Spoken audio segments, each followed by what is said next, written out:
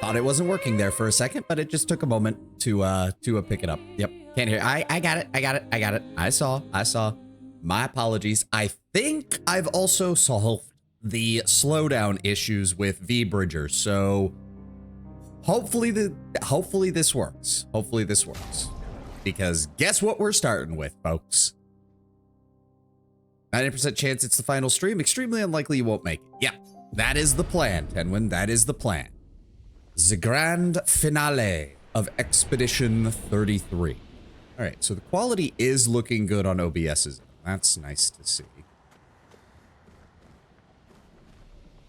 I'm not seeing any slowdown. Hold on. Let's just run in a circle here for a moment. Doesn't look like it. So the big test will be when we get over here to Simon's cutscene in combat, because that's always where the game decides to lag like crazy. So I'm really hoping that what I did fixed it. If you saw my Twitter post, you know that the first part of this is not going to take very long. I might have fucked up. I've had that happen. I now always check my mic. Oh, it's not just the mic. I've also adjusted visual settings and stuff, Kataka. So I am. Oh, speaking of which, I was doing grinding last night, so I turned the volume down again. There we go. Apply setting. And you know what? Let's, I'm gonna go ahead and we're going to up the music a little bit because everything in the music's been great and we're basically at the end game. So I do enjoy hearing those final pieces that composers put together. All right, Simon, Guts, Berserk, fucking Artorias, fucking the Abyss Walker, fucking every FromSoft dude with sword boss combined into one. You actually... Yes, you can. Oh, I got too close. I was trying just to see how far I could get around him. You were gushing over We Lost yesterday. Yes, I was. Because it's very fucking good. You know what? We're just gonna let the cutscene play again. Because it's pretty damn good. These swords. They look like the ones in old Lumiere. Ah, so he's the one who felled the Axon. The question is, did he fell it before Clea painted over him? Because if that's the case, holy shit.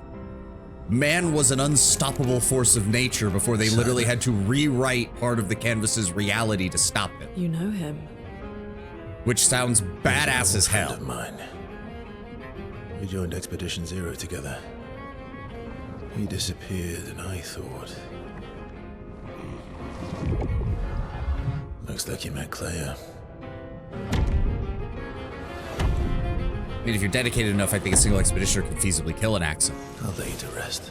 Well, I mean, you say that because we have the Lumina, Lord Brown Bear. Don't forget, previous expeditions did not have the Lumina converter, which means they were always limited to having 3 Pictos on whichever expeditioner was here. All right, and it does look like everything's working. Have to say though, naming an OST We Lost is such a move. Yep. There were a lot of comments on the YouTube video of that were like, apparently We Lost was the original like code name for the game when they were first like spitballing what they were going to call it, which leads me, of course, which led me and the other people in the comments to question, what the hell was Simon's story originally? Because holy shit, if he was basically like central to the theme of the game. All right. We just apply some additional damage to him. Cut him down.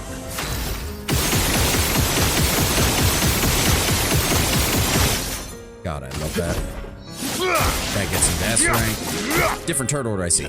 Yes, that way that we can do this. Fortune's Fury doubles Mael's damage.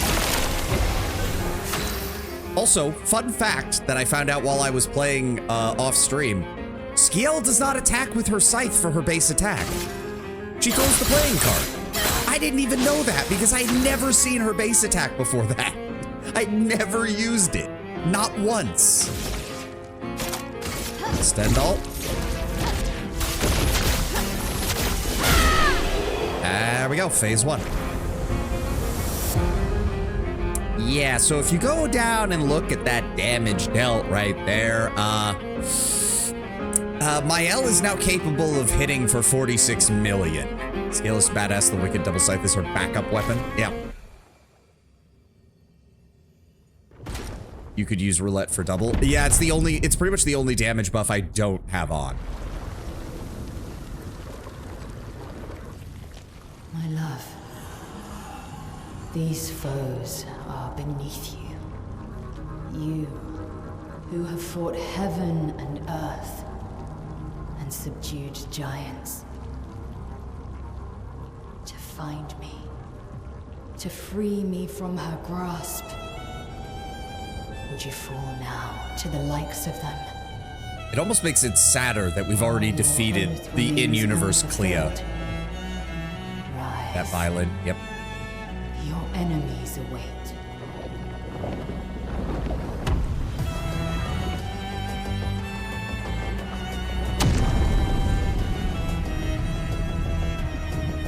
And I love that the sword just doubles in size with no explanation. Like, there is no power-up. There is no big moment of him, like, drawing energy to the sword. It's just Simon stood up and the sword is bigger.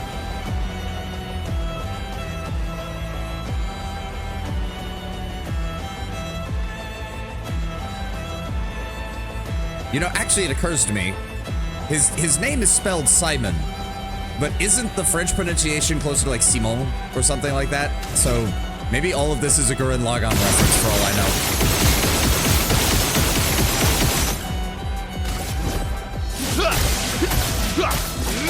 There we go. Cut him down. So yeah, it doesn't appear that there's any slowdown anymore with this, and I am running at max graphics, by the way.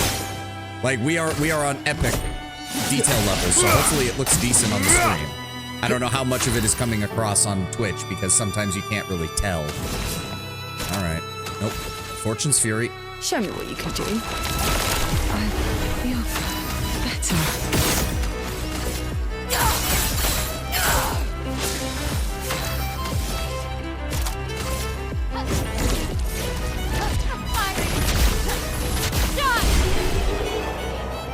Okay, so this was as far as I got. I will not admit, I will not lie. Last night, I was still doing grinding. I was finishing all that up. I came down here. I wanted to try and practice his moveset. I pulled off this exact combo and one-shotted him, at which point, I opened Task Manager and closed the game. So I have seen nothing that happens beyond this point. Unfortunately, Tenwin kind of spoiled that I know what's going to happen next. At least some of it.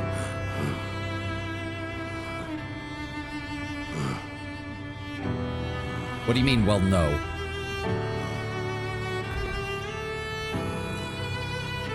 Point is that you skip the third phase. Oh. Oh, he's supposed to switch over to a different thing halfway at when his life bar drops down, doesn't he? Take the sword, Verso. Take the sword. Take the sword. Take the sword. Take the sword. Take the sword, you son of a bitch.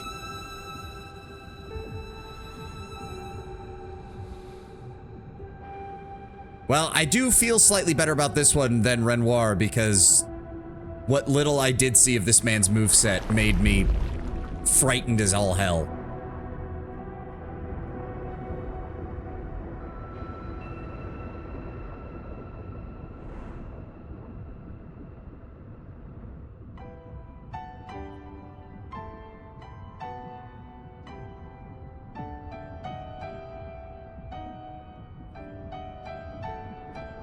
See, because the vibe I'm getting from this is that Simon joined the expedition, probably became its leader from the looks of it, or at least their main heavy hitter. Expedition Zero eventually returned to Lumiere because they were unable to deal with the Patris. Simon stayed behind because he was looking for Clea. So either Clea got lost, or whatever.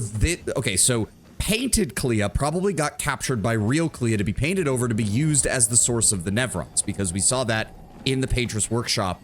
That seems to be what happened. Simon stayed behind when the rest of Expedition Zero returned to Lumiere, which was before Renoir and Painted Renoir and Painted Verso had their falling out, to try and find Painted Clea. He then proceeded to go on a fucking rampage of unstoppable proportions, annihilating Nevrons by the fucking truckload until corrupted Clea, that is the painted Clea who had been painted over by real Clea was then able to subdue him by painting over him in turn.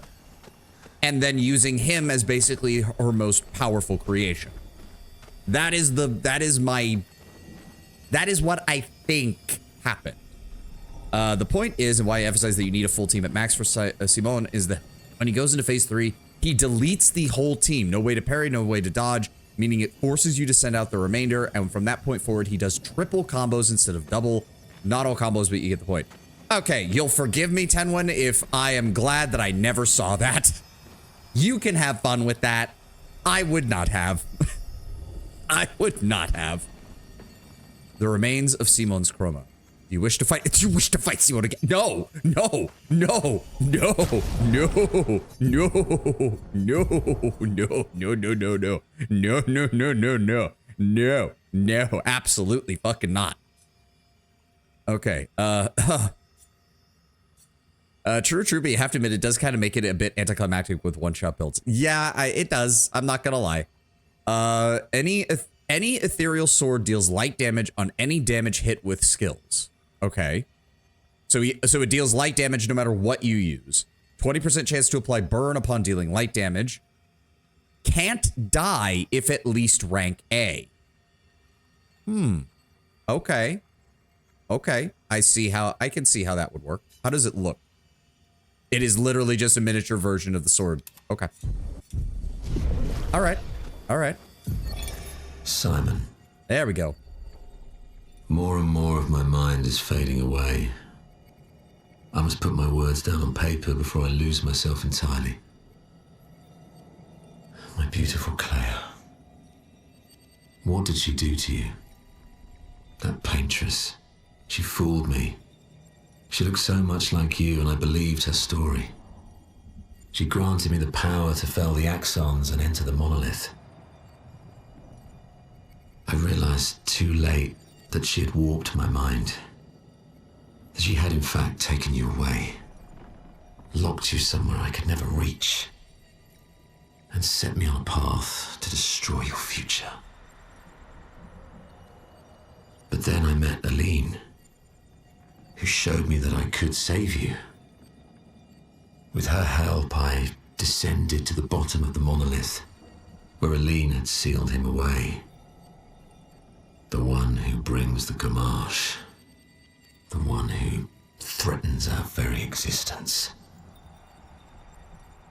But his powers are strong, and I'm finding it harder and harder to fight his influence over my mind. My mind is breaking. My final thoughts are only a few. I despair.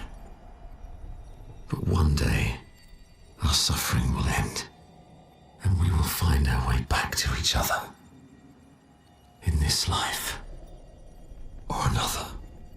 It's me who's clear.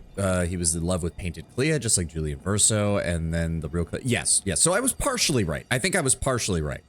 It wasn't that he eventually found Painted Clea already corrupted. It's that she was already taken away and being used to produce more Nevrons. Real Clea then used him to clean things up under the guise of finding a way towards Clea and ending the Gamash. And then by the end of that, it turned out he basically got used by the entire family. Real Clea basically, of course, didn't see him as a real person and thus had no problems manipulating him. Aline just needed another weapon against Renoir and used him as such. And then Renoir seems to have broken down his mind over time. And it more than likely, it does seem to imply, the question is if Painted Clea was into him or used him too, which seems like a very Clea thing to do, or if that was only real Clea. We just don't know, because we don't know how, we know there were some differences between the painted and the real people that were in the canvas. We don't know how different Clea was. Especially because it seems that real Clea painted over Painted Clea and forcibly changed her. So again, we just don't know. Because if, see, I had actually been wondering because, hold on. No, go back to the journals. There was kind of a trend I did notice between the very early expeditions and the mid-level expeditions that it seemed like the Nevron threat was certainly not handled, but contained. And I have to wonder if Simon going down into Renoir's drafts essentially slowed the number of monsters he was able to send out. So instead of having to deal with both Renoir's creations and Painted Clea's Nevrons, some of these expeditions, especially some of the more successful ones, like the artillery regiment and the group that made it almost all the way to the monolith, the climbing regiment, the airship regiment, stuff like that. The reason they were able to get as far as they did is because they were only dealing with Painted Clea's creations and not both Painted Clea's creations and Renoir's drafts that might have been able to make it out. Because of that, some of the expeditions managed to get much further. So in a way, Simon did help, but it's very obvious he was becoming more and more of Renoir's creation as time went on. All right, that is Simon taken care of.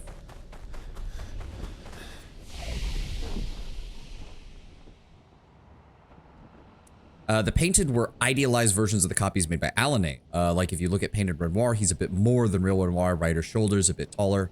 Unsure if it's due to Renoir's 60 years of fighting, but that's beside the point. Alicia is an emotional interpretation. As far as I know, only Verso is as close to one-to-one. Yeah, well, don't forget, it wouldn't surprise me if the version of Verso that is in the canvas is as close to one-to-one as possible, because as Alice said, the canvas contains a piece of his soul. So Alané most likely didn't fully paint this version of Verso so much as just fill in the details to allow it to function as closely like her real son as possible.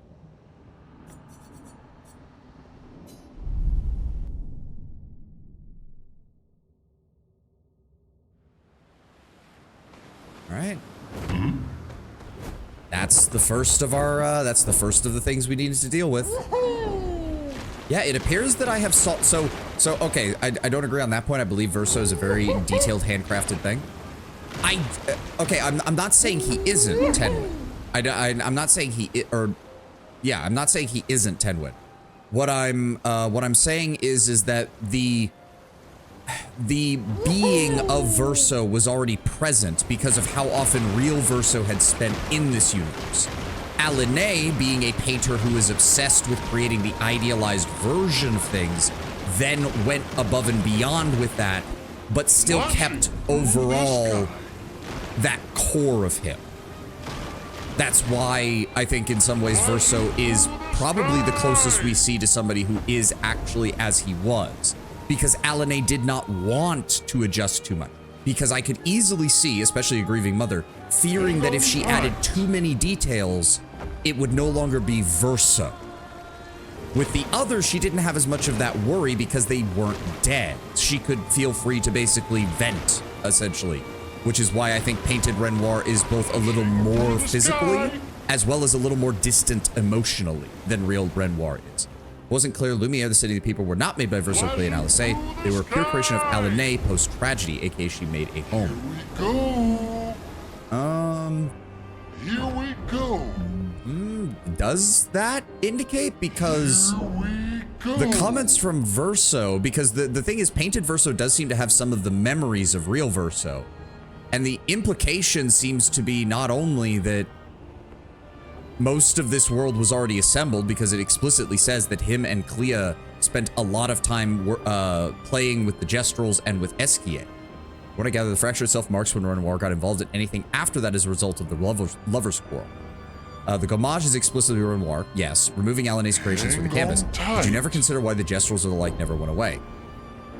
Well, to be fair, they weren't a threat to his plans, and yet now he is trying to remove the entirety of the canvas. What it says to me instead is that, much like the countdown that was going on at the tower, Renoir has to work backwards. He has to start from the newest creations and work his way backwards, which, yes, I do think Lumiere is a later addition, but that it is not necessarily not something that Verso created. I think most of this world was created by Verso, and that's part of the reason Alicia doesn't want it to be destroyed. And I think that's the only way so much of his soul could be present within it, is if he made so much of it. So my basic thought process is, quite frankly, Verso dies, Alisaie goes into the painting and begins reinterpreting Verso's work.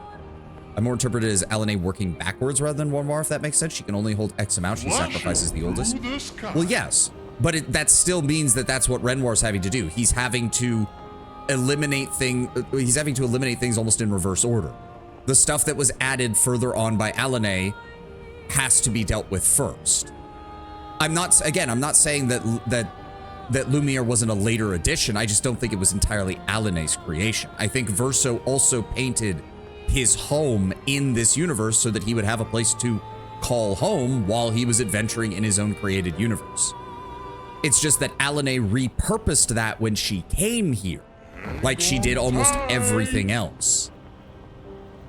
The funny thing is that none of this is explicitly stated. It's open to a lot of interpretation. Of course it is. Of course it is. And quite frankly, if the developers are smart, they won't directly address most of it unless it is for a very good reason. But there was a point I was trying to make, and I got completely sidetracked by all of that. There was something, and now I can't draw my brain to it. Oh, well, moving on then. That was what I was going to say. So in regards to, that's also why Monoko, that's also why Monoko and Esquier did not disappear even as everything in Lumiere was. It's also because they are foundational to the canvas. More than likely, Esquier and the Gestrels would be the last things that would be removed from the canvas when Renoir finished his work.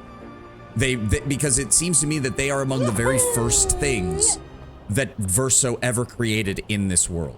Did you do the Midnight Forest? Yes, I did. I did that off stream because I didn't know what was there and it didn't seem like it was story content. It was the, where is it? This thing. Endless Night Sanctuary. Yes. There really wasn't much here. A couple of enemies, mostly Sakapatats. Apparently, it used to be another Gestrel village, but they were so brutally warlike at all times that a local Gratis asked Gudra to calm them down, and her solution was to brutally murder all of them, shove them into the pots, and say, you're all waiting in line to get resurrected and stop being such dicks. Which sounds like a very Gudra thing to do.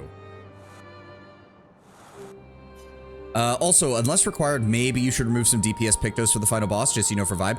Again, I'm going to be turning on the challenge mode when we get to the final boss, 10. I'm going to turn it on to its max setting, and I will only turn it down if that turns out to be too much. Don't worry, I'm keeping in mind what you're saying. Also, did I fly past the... Wait. Oh, no, the tower is still up ahead. Because the next thing we're doing is the tower.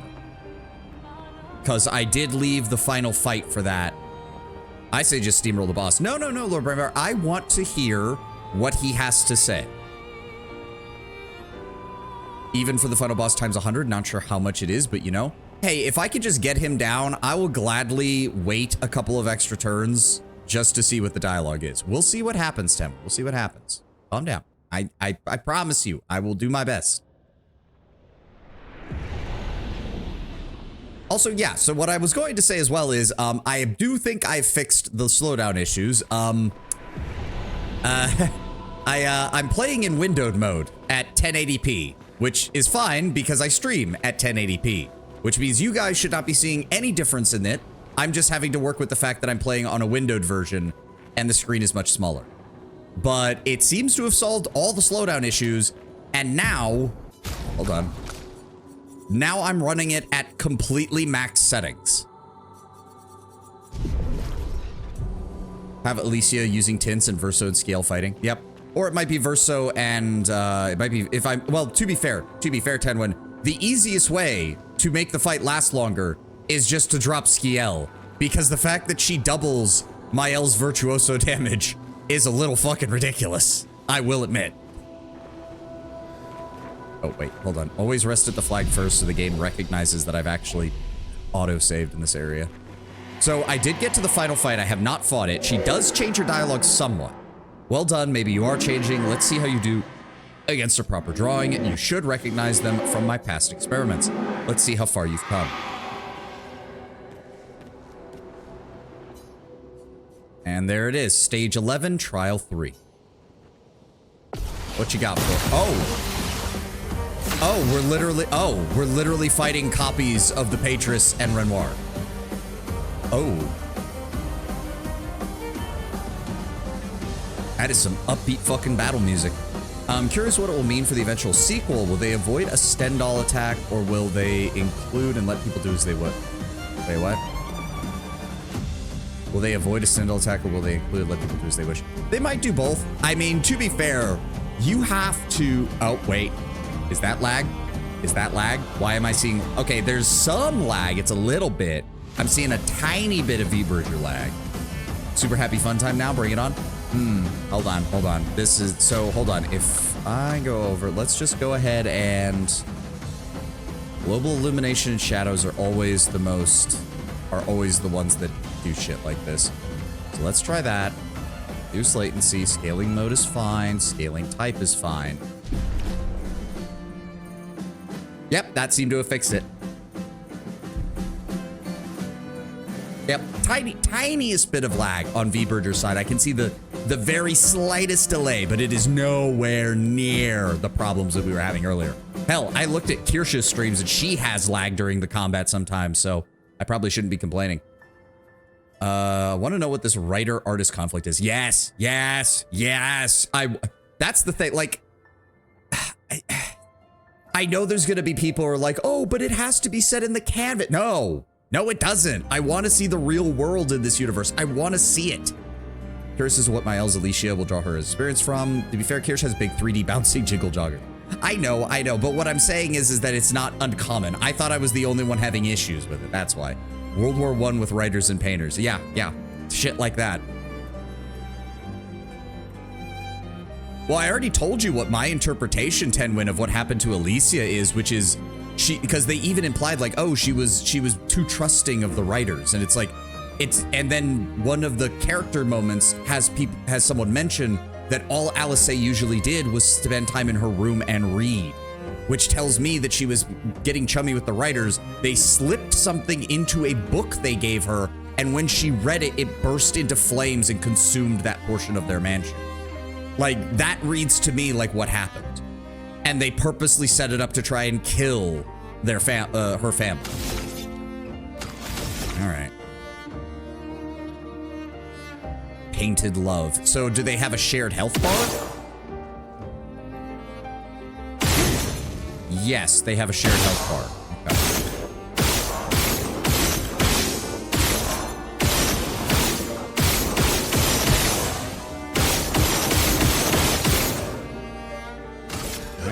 Some fire on him.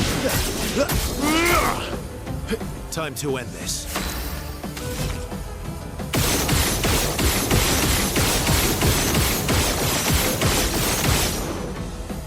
90% sure that any sequel won't include characters from this beyond maybe a mention of the Descendre family is supporting us or something, because you know avoiding spoilers would be paramount. Yes, yes. At absolute most, you might have a cameo from a character near the very end of whatever sequel it is. Why does he have two separate things of burn on him? I've never seen that happen before. Maybe Clea. Clea would make the most sense because we've seen the least of her in this. I mean, we know that it's going to kill them if I do that one. So hold on. I'm going to... You can 100% have Clea in it without spoiling anyone of this game. Yeah. All right, let's not do... Your number is painted. Okay, 500,000. Yeah, still haven't quite worked out how to use her ability like that yet. That gets her AP back at least. Now let's see what happened. Let's use Burning Canvas instead of Stendhal. Oh my god, she's still dealing 6 million damage. Okay, well, my hell is so oppressively powerful. Oh, there's still lag in the fucking... Why? There wasn't any when you know what? Fuck it. If it only shows up at the end of the combat screen, I'm not gonna complain. If it gives me silky smooth FPS the entire rest of the time, I don't care if it lags somewhat on the end combat screen. Also, that was a Verso outfit. Okay.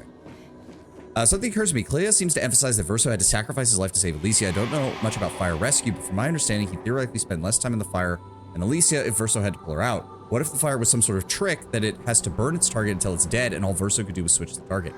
That would make a lot of sense. That would make a lot of sense. Again, part of the problem is that here's the thing. We know how the magic system in the canvas works, the Pictos and the Lumina. We don't actually know how Chroma works outside of the canvas. We don't know how their magic system functions in the real world. Not bad, I'm impressed. Did you have fun?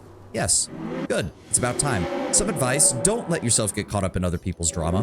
Neither of them are adults enough for the conversation they need to have. Until they face their grief, they're better apart than together. But instead, they do this and they pull others into their mess. Like you, trapped in Alané's delusion. Before you call me a hypocrite, yes, I did get involved. I gave Renoir the edge he needed, otherwise she would have overpowered him long ago. She is, after all, the stronger painter. But there's a difference between helping and getting sucked in. This is not your battle. Do not let their mess become yours. Alané would rather lose herself in make-believe than face reality. It's a drug she's unwilling to resist. Don't make the same mistake. And as for Renoir, he's terrified of losing more family. And his response is to try to bend everyone to his will. Don't let his fear end up controlling you. It's not selfish to make your own choices, sister. You made great strides since I last saw you. Don't go backwards. Take this. And a reminder that you control your life. And if you're not having fun, do something else. Is this the game developers leaning on the fourth wall a little bit? Like, hey, if the combat's too hard and you're getting too salty about this, maybe fucking change the channel. Is it just me or is Clea's fading vision much more aware than the other ones? I think that's the case because she's basically... So the other fading stuff is no longer connected to the person who made it. Whereas from what we saw of Alicia's scene when she was in the real world, Clea regularly checks up on what's going on in the canvas before returning back to the real world. The other echoes are most likely accidental. This one is very intentional. Yes, yes. It also just occurred to me, Clea's gommage petals are green. So hold on, Renoir's are the creations of Alané's are red. The anything that Alicia paints is gold, and then hers is green. But yeah, it does seem like Clea checks in from time to time. Renoir's are white. That would make sense. That would make sense. So we can't. Yeah, you can choose to redo the trial, but other than that, there's nothing else. The magic clearly works in some fashion. We saw floating stuff in the painting room. When you investigated the destroyed wall in the manor, it mentioned that Renoir fixed the wall and Clea painted it, which does not sound like something that a super wealthy family would do unless they could do it with the swish of a brush. Yeah. But again, we don't know the specifics is my main point. We know what Lumina and Pictos are. Pictos are magical, essentially magical sigils that are placed upon the body and give you those stat boosts. Lumina are the derived energy of Pictos that only give you the ability without enhancing physical capability. That's about it as far as the magic system goes, and all of the skills and the weapon arts and stuff like that seems to derive from something similar. A lot of the weapons have intricate designs on them, which are probably built-in Pictos that only function on inanimate objects. The skills are probably a combination of all three. Pictos are most likely chroma-fueled, something that you can use. Yes, yeah. But the thing is, again, we probably would probably work IRL to some extent. Again, we just don't know if the magic system in the canvas is one-to-one in any regards with the magic system in the real world. There's no indication aside from what the painter's power is, but since we're in a universe where the painters are essentially God, it's hard to judge that. Like, if she was strong enough, Alicia could just rewrite this whole reality and not have a problem, but she can't do that in the real world, obviously.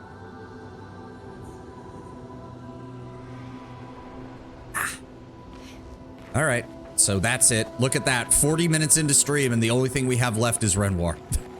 I knew this was going to happen. I knew this was going to happen.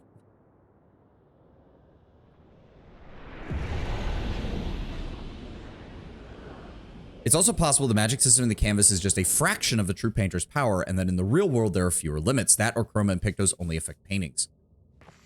I think it is a case that chroma only affects paintings, but it looks, at least based on what we saw, that a painter can use chroma to create a painting on or in anything, and then expand from that.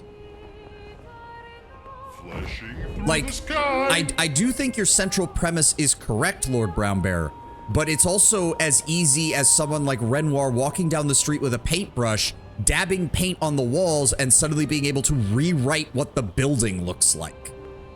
I do think the paint and the medium is needed, but it's startlingly easy for them to kickstart some kind of magical effect, at least for a painter. Their power does seem to be some level of reality manipulation. And to a certain extent, if what we are implied with the writers is any indication, they do something similar. Is that an underwater area that I have not touched? No, that's just stones really close to the surface. Through the sky. I like to imagine the writers probably would work similar to how people define rune magic. Yes. Specific letters and specific words in a certain order produce a magical effect. Have I been there? Oh, that's a rock. Hold on. It's one of those rocks. It's probably not going to have anything of any real value in it, but... Wait, what? It had nothing in it. Oh, fuck you. Piece of shit.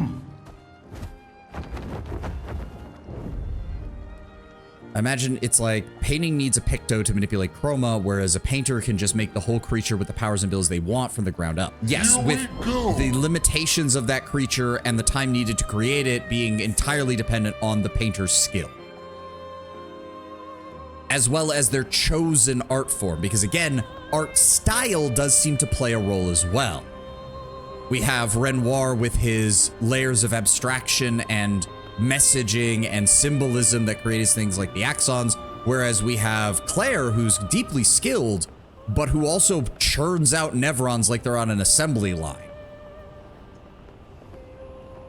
In fact, that's probably why she corrupted / influenced Painted Clea to use her as her agent in this world, because she didn't want to have to keep jumping into the canvas and dealing with shit herself. So by modifying the painted version of herself and using that to create the Nevrons and to keep everything flowing, makes things a hell of a lot easier for her. Clea has a very surreal style, even more than her father, but she backs it up. I mean, remember, there's always the comment that she is the most skilled of the bunch. And I think that shows because the first thing we see of the Nevrons in the mansion are scale models, meaning that Clea created in real life scale models and painted scale models of her creations before she ever put them to canvas. Alanay is sort of the combination of her parents' styles.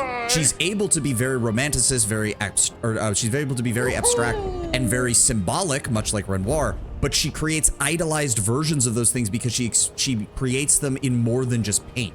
She also creates models, she creates dioramas, she creates a 3D representation of the thing that she wants to create before putting her paint to canvas. This actually means that most likely that's why her creations are so capable in this world, is because she knows everything about them, not just because she's their creator, but because she actually put thought into how they were created. It occurs to me that Verso's painting sort of utilizes Toon Force because creatures like SKA and Gudra are super strong, but it's balanced by the fact that they seem distantly interested in the world around him. That also could be incidental, and Verso's just really good at making powerful painting creatures. To be fair, again, Clea and a few of the others imply that Verso first started working on this canvas when he was very young, and that instead of scrapping it and moving on to a different project, he just kept adding to it as he grew older and more skilled. So I think it's I don't think you're actually off that far, Lord Brown Bear. Creations like SKA, the Gestrals, and especially Gudra are very much a child's idea of what strength and power is. They just are. There's no explanation for SKA being as powerful as he is. He just is. There's no explanation for Gudra being as powerful as she is. She's the strongest of the Gestrals, so she's always the strongest of the Gestrals. It's implied that Verso was like 8 or 9 when he created this world. If we judge a child's echo, we see. Yeah, yep. I think that's also why some of the Nevrons look more protective than others, I guess is the, like some of the Nevrons still share that kind of surreal body design, but they seem more are based around like protecting or helping or assisting. And they've just been repurposed for war. Because it wouldn't surprise me if, you know what I just realized? Hold on. You know what I just realized what Verso probably did? Hold on. No, I think I know exactly what Verso did, because we know Verso and Clea both worked on this world after a while, and that Verso was building it while Clea was using it to experiment with her Nevron art. I will bet you anything that a young Verso at some point looked at Clea's creations and went, I bet Gudra could beat it. And when she asked how, he just said, well, she has an anti-Nevron kick that would just send them flying into the stratosphere. He played the fucking... You've seen little kids do power scaling. You've seen that. You're like, I shoot you with my invincible laser. I have an invincible laser force field. That shit. Yeah, and Clea let it happen to adults. Exactly. Because she was the older sister. So she was just like, sure, Verso. We saw in the flashbacks where it showed Verso learning to paint and how serious Alanay took it, that I think Clea knew that Verso needed a place to just be himself and not be under instruction. So when he said, Gudra's the strongest ever and she resides in the forest of the Gestrels and she could beat the ass of anyone who came to challenge her, Clea just patted him on the head and said, that's amazing, Verso, keep painting. Fuck, that makes the entire family dynamic sadder, because it actually was a healthy family. Like, it still had issues. Renoir and Alanay seem to have placed an exorbitant amount of pressure on Clea because she was the oldest and the most skilled. Like, there's no doubt about that. But it really seems like this family was... This was not an abuse. Like, there are too many times in RPGs where there's not a single functional family to be found anywhere. But it's very obvious that the Desainais were actually a functional family. They actually did love each other. They still do. They still do. That's the sad part.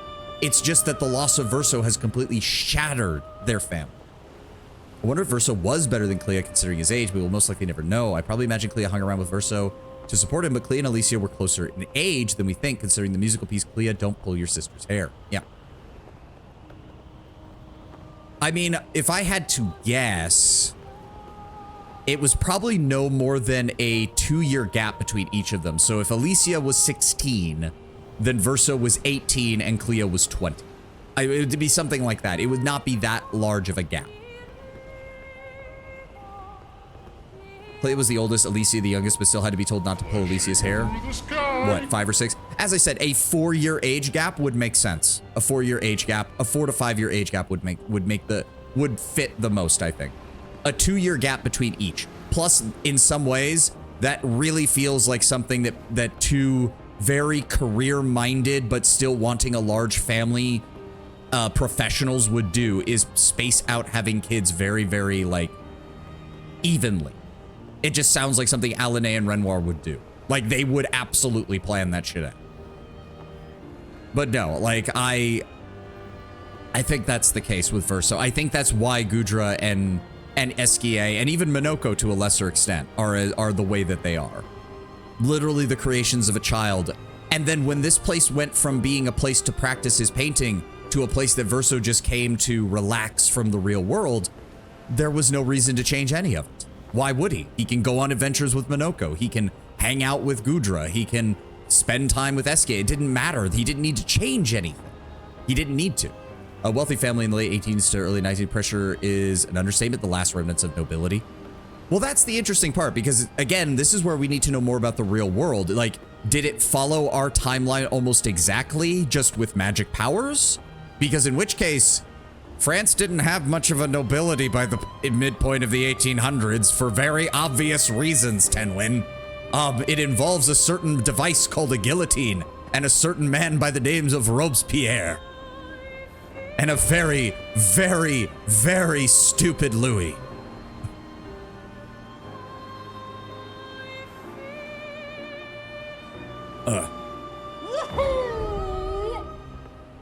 Like, again, part of it is just, they did such a good job fleshing out the canvas world. And it's kind of sad that now I just want to know more about the real world that the canvas is based off of. Imagine the chaos of the French Revolution with shit like painter powers knocking around. Oh, absolutely. Are you kidding? Go a bit further back than that, Lord Brown Bear, and imagine the Renaissance and the battles between the Italian city-states, but with people like Leonardo da Vinci actually able to bring their creations to life. It's plausible a French Revolution never happened due to the painter powers. I get Tenwen, we just don't know. There's not enough information. There's not enough information. We just don't know.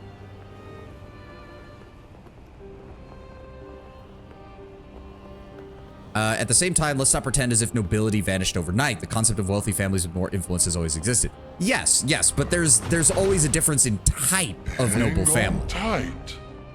You've got, for example, the United States have for a long time, even founding fathers of the United States made comment of what they called the natural aristocracy, which was simply people, there will always be people who do better under certain circumstances than others. They will rise to the top regardless, unless you literally cull them from existence. They will naturally do better than other people.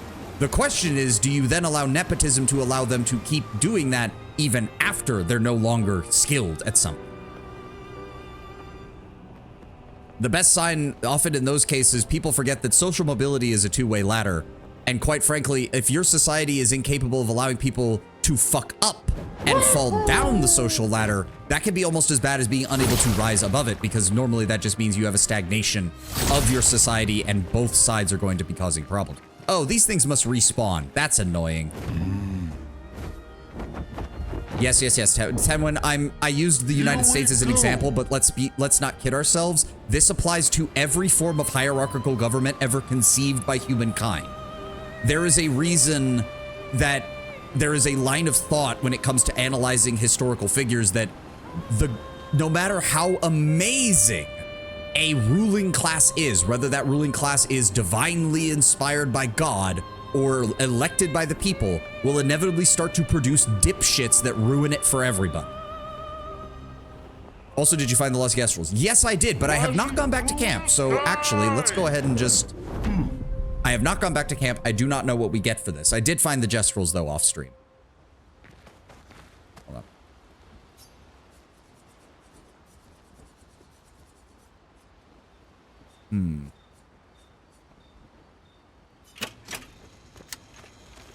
There we go.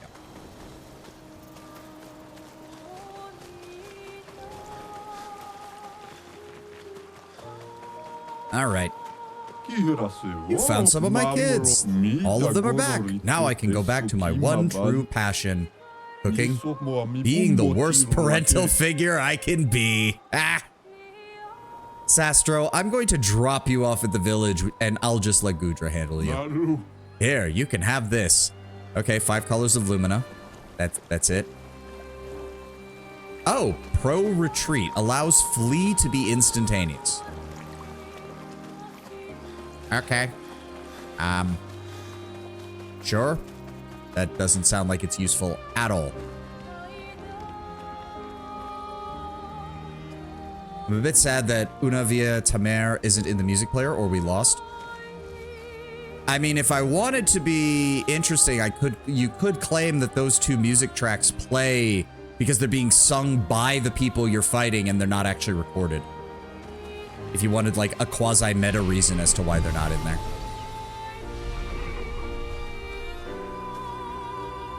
True, but you know, they are good. I know. All right. Well, I managed to at least talk for about 15 minutes to try and stretch this out, but I guess we should be getting to Lumiere. Take it to the sky.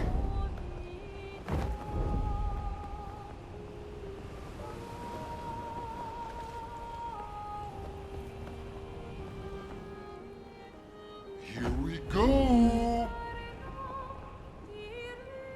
See, how did they even... I mean, it has to be the case that the Patros changes the land, because how else did they arrive at the Dark Shore when this is all blocked off? There it is. The end.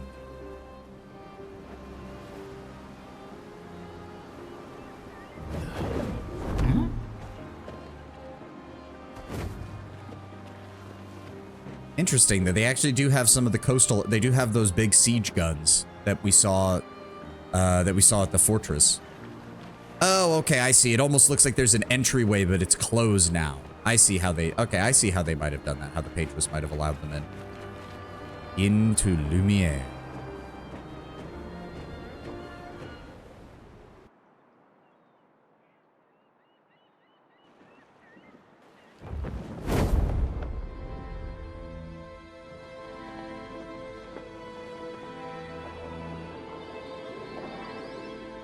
Oh, damn, those things are everywhere.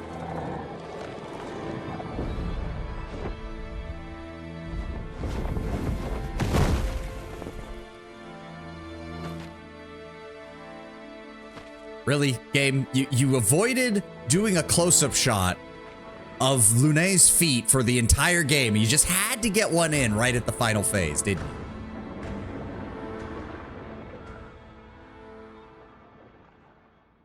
Wait for us here. It's dangerous for you near Papa.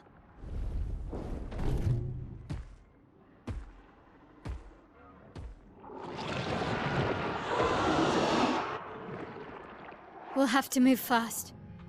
I can't maintain them for very long. Oh,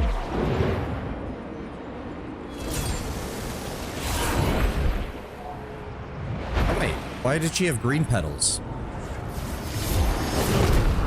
Oh. The shadows of all the expeditioners of the past.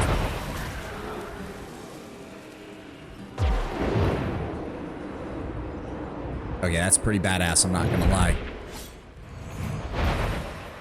Tomorrow comes.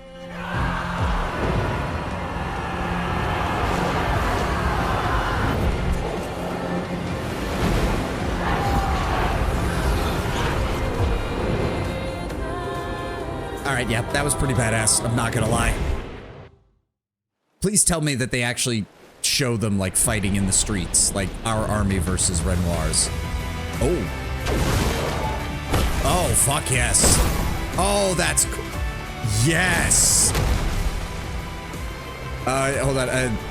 This Lumiere intro scene is 100% how I imagine a full and proper expedition would be. Imagine for a moment if Renoir hadn't attacked the expedition at the coast. With all 30 of them powered by the Lumina Converter, this is 100% what would have looked like eventually. Yes, that seemed to have been the plan. The Lumina Converter would essentially allow even a small expedition. Why can't I? Am I not allowed to? Wait.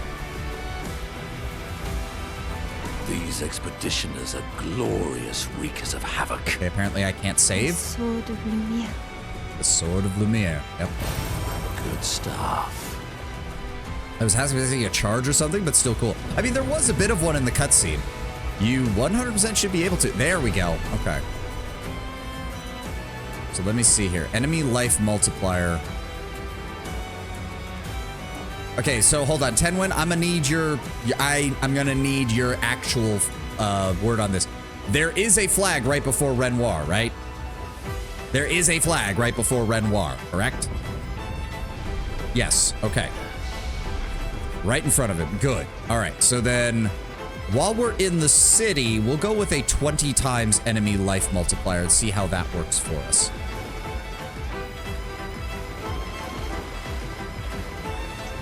Ooh, that fucking violin. Oh, shit. Yeah, they're just straight up fighting. The whole fucking army of what we brought over is going up against Renoir's creations. I love this.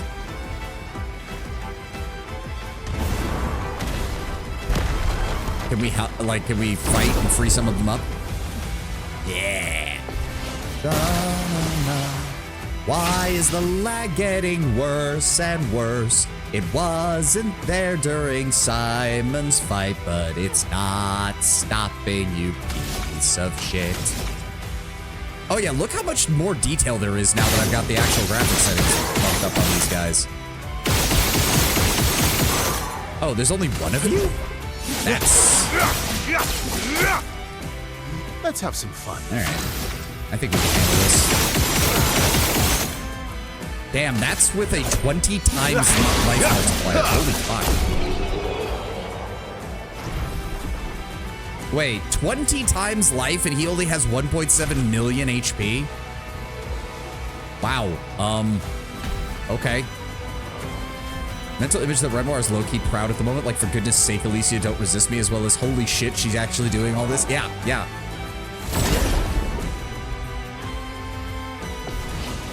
Only 1.7 million. Lord Brown Bear, we just wiped out Simon with a 43 million damage hit. So, yes.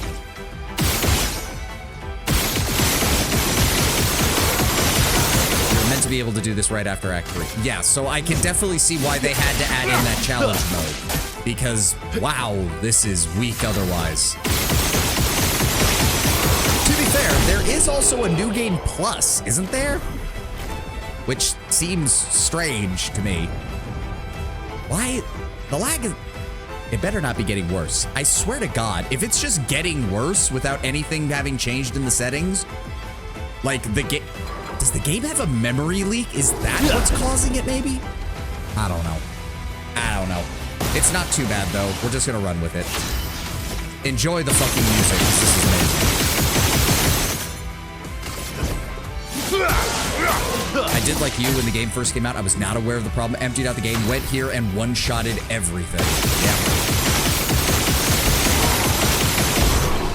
Like, at least this is still pretty badass, because Verso is just base attacking everything. Can we get up here and help these guys? No? Yeah, he's not even counted as a real enemy. Ow. Poo. Basic attacks one-shotted everything. Yeah. Well, there's some items around here, but they don't really matter. Also, just for the sake of things, I do want to show you. Verso has 540 Lumina. Mael has 655. Monoko has 505. Skiel and Lune are the downsiders right now with 370 and 300 apiece. Like, I fought the Gestral Merchant in Renoir's draft so many times. You can find something if you go back to the very start of the game where you started with Gustav throwing rocks. Well, let's see if we can do that then. How did the boat get all the way up here? Whatever. Why would the boat be all the way up here? Oh, ad. All right, we'll hold here for a moment because the ad is actually playing. I'm gonna run to the restroom real fast and maybe take a look at the settings and see if I can... see, it's like the lag gets worse and I don't know why. It's like it's slowly increasing and I'm noticing it more and more and it's pissing me off. All right, be right back.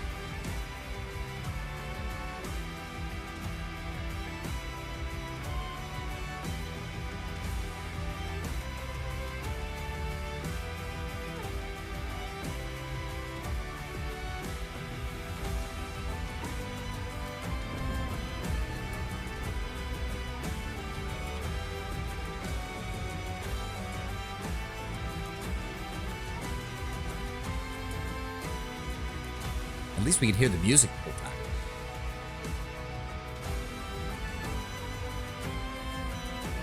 Also, if you in the prologue found the guy hiding in the trash can in return, you can find one of the max level catalysts allowing level up to 33. Well, we did not do that, so unfortunate. Is there anything else hiding around here since we're waiting for the ad to finish before I make actual progress? Doesn't look like it. Oh, hi. Perfect. Yeah, I'm guessing it would have been one of these trash cans because I don't think they were the ones that I fucked up on. Yeah, it's fine. These are just regular enemies. Let's just kill them. I know the ad's still playing, but let's go for it. See, I swear the lag is getting worse. Why does it get worse? No settings have changed. Nothing has gone on. Nothing is happening. Why is it getting worse? I'm just gonna listen to the music for a second and calm down.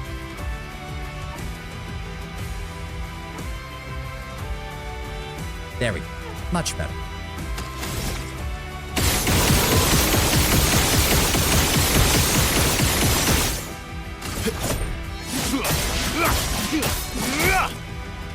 My turn. Also, holy shit, I just realized what the turn order looks like, too. We get like 6 turns in a row before they even get a chance. The cards have spoken.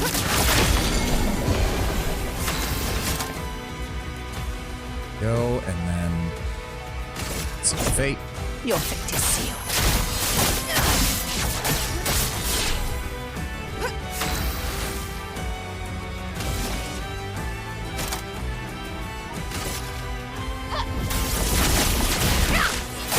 You probably fix this if you made my L go first and use a Phantom Strike. I mean, yeah, but... To be... Okay, no offense, Tenwin. That is literally all that I did for like 6 hours yesterday. I don't want my L to just be doing that again, because that's all I frickin' did for like 6 hours to get all these Luminas. Okay, so we came from that direction, that way. Fair. Is there anything? Oh, perfectly. Oh, okay. So that would have been the one. I guess. How did I not catch that? Because I thought I checked that one when we were on our way out. But, well. I guess I was wrong. I guess I was wrong. This music loops really well too. Every time it hits that, this main refrain here, it just sounds so good. Oh. Sudden tone shift. So it would be, oh, hi. Yeah. Oh my God. He fucking jumped it. Threw it off the rooftop. Yep, there it is.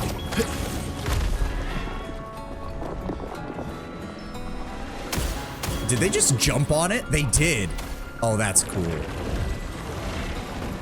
This is how you do a good climax. No, it is. It's a very good one.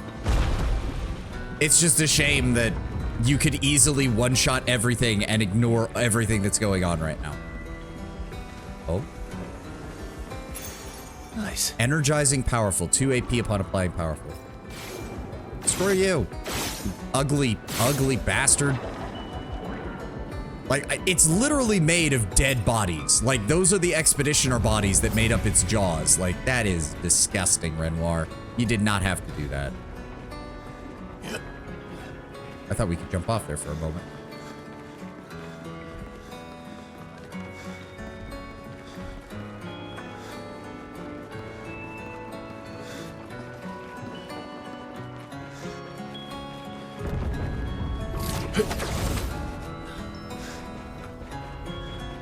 Is he near the red and white tree? Is that what we're heading towards?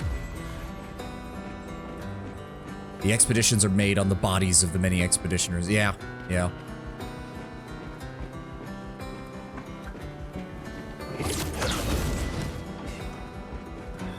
Ooh.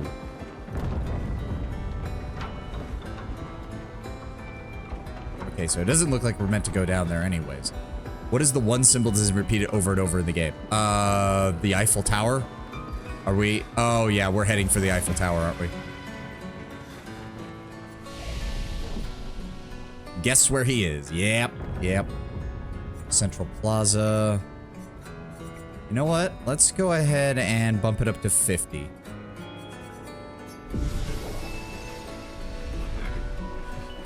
All right, let's keep moving. Oh, and okay, so I see you have that moment of calm on the rooftops, and then it's back to fighting the army.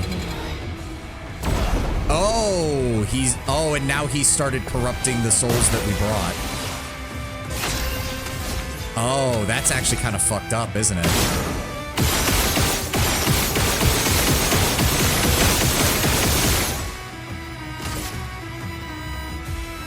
Oh. These are the 32s, not the 33s? Oh, okay. So they were the people that were just gommaged, yeah.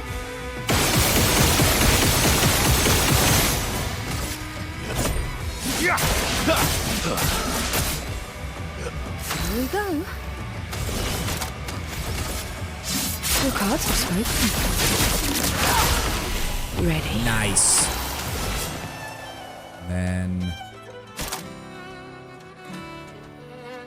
Didn't I have... Yeah, critical hits don't remove Forte. Your fate is sealed.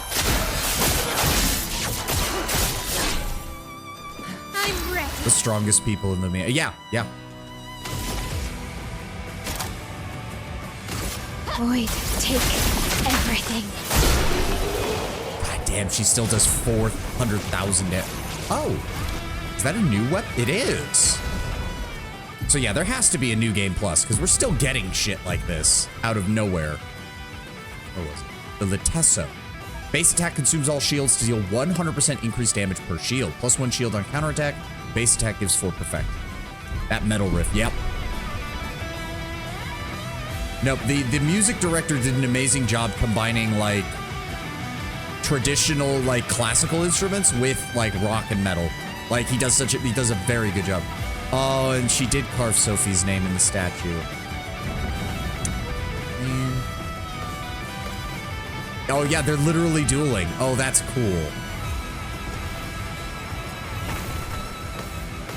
And God, I love this is a finale. This is a hell of a finale. Oh, 3 of you this time. All right, let's go. Cut him down.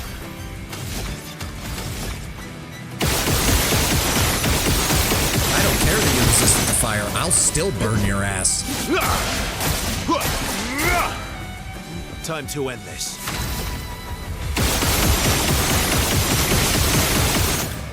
Whoa, you were way weaker than you were way weaker to fire than the other guy. Sorry. Goodbye. Let's give me final path. Is painted. Damage.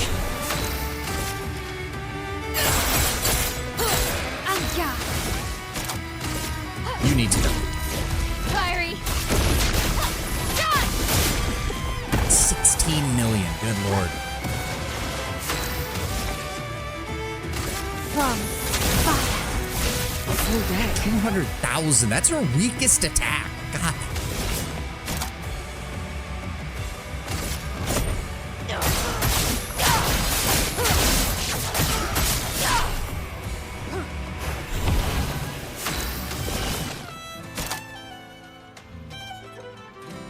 Fortunately, she doesn't have any foretell on people. Oh well. Your fate is sealed. Oh well. Scale's just there to look cool for the most part. Lithos. Okay, now we're getting. Hey, you can't keep doing this to me, game. You're just giving me new shit at the last moment. During moon, all allies gain greater rush. During sun, all enemies have greater slow. During twilight, all allies have greater rush and all enemies have greater slow. Plus 3 AP upon applying a buff or debuff once per turn. Oh, okay. Change scales out. Sorry, just listen to the guitar riff there for a moment. I don't know. I like her in the Clea outfit. Nah, I like her in the Clea outfit. I don't know what you're talking about, Lord Brown Bear. I think she looks good. Oh, I completely forgot. We also forgot to even look at what was his no. No. Like, I get it. It's meant to be the opposite of Mael's dark outfit, but no. White is not your color, man. White is not your color. I want to see that fine Olympian special. Okay, where? Oh, I guess that's the direction we're going. I think. Wait. Is that where we came down? Yes, this is where we fought the guys. We went around the fountain. Oh. Gimme. Nice. He's meant to be the Black Knight of the group, sorta. I mean, yeah, he very much is. No, no, no. No. Maximum damage. I don't care that you're resistant to fire. I'm gonna burn you to death.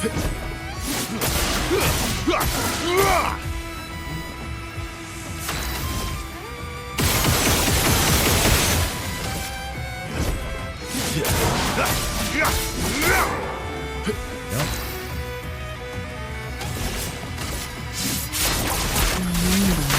Is painted Not quite. till the end.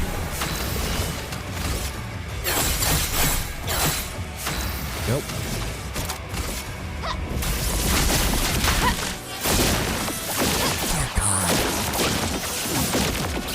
Blades. Again, sharp. it is still kind of fitting that Mael is the strongest here. Like, let's be honest. On fire. It makes a lot of sense. Full deck. Nah, you just get normal attack to death. Goodbye.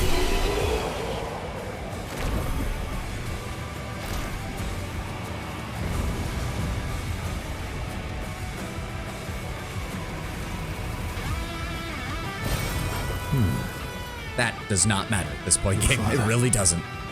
Look, he's at the tower. Actual dialogue. Yes. My own.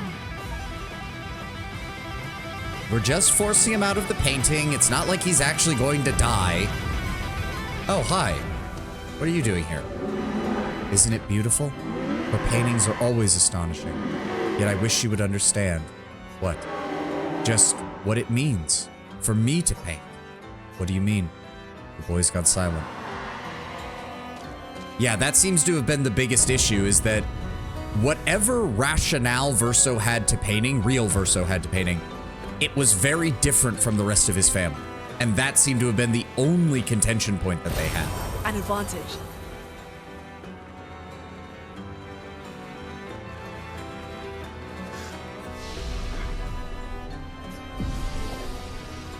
All right, you know what? Screw it.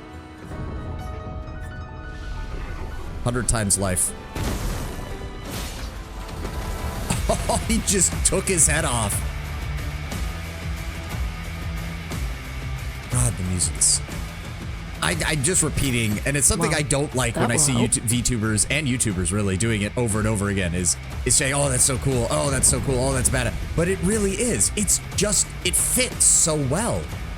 And you would not have expected it, especially from the very beginning of the game when this type of combat, or when this type of music was much more subdued. It's finally feeling like it's meant to be this bombastic.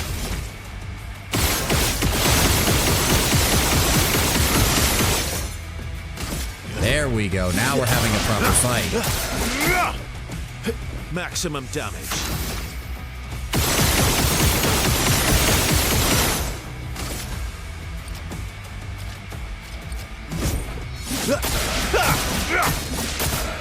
All right, Burn will take care of you. Yeah, maybe I shouldn't have made her only foretell generating skill a 9 AP skill. That was probably a bad idea. I'm not gonna lie.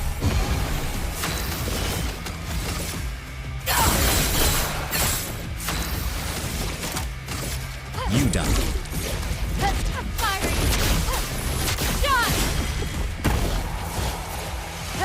Yeah, no, so if they're at a times 100 and and that health bar only went up to 2 million, that means their default health is what? 20,000, 200,000, something like that? It's not that high. It's not that high at all.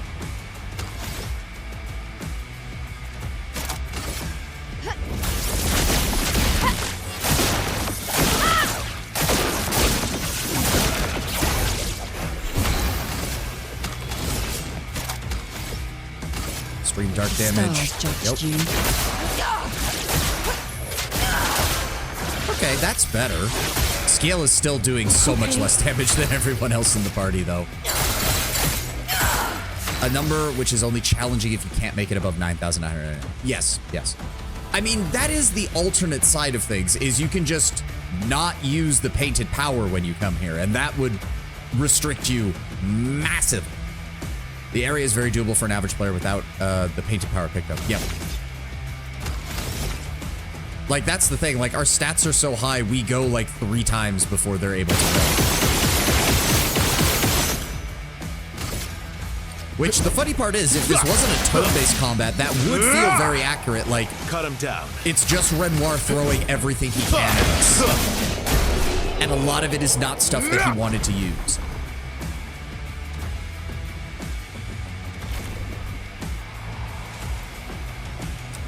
Wait a second, hold on. We came from that direction. There's a path that way. There's... I mean, if I could see where the tower was, I would kind of have an idea of whether this area is progress or not. No, this just loops. Does this loop back? Yes, yes it does.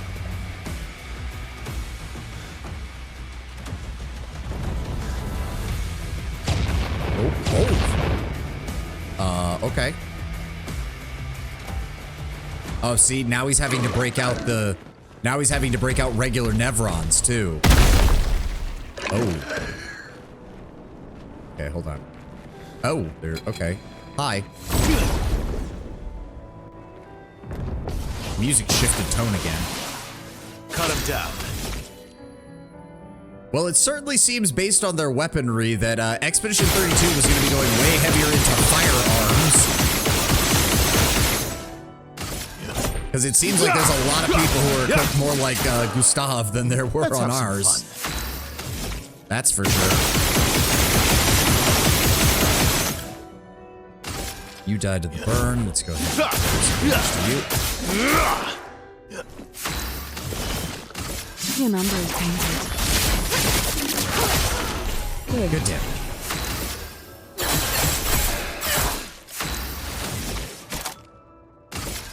Move you.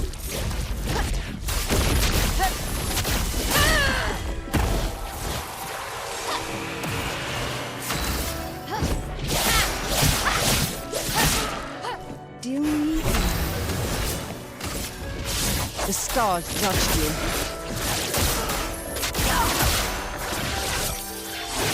Yeah, I don't know what I did with Scales' build, because she just does not do as much damage as everybody else. Oh, that was the wrong person, but oh well.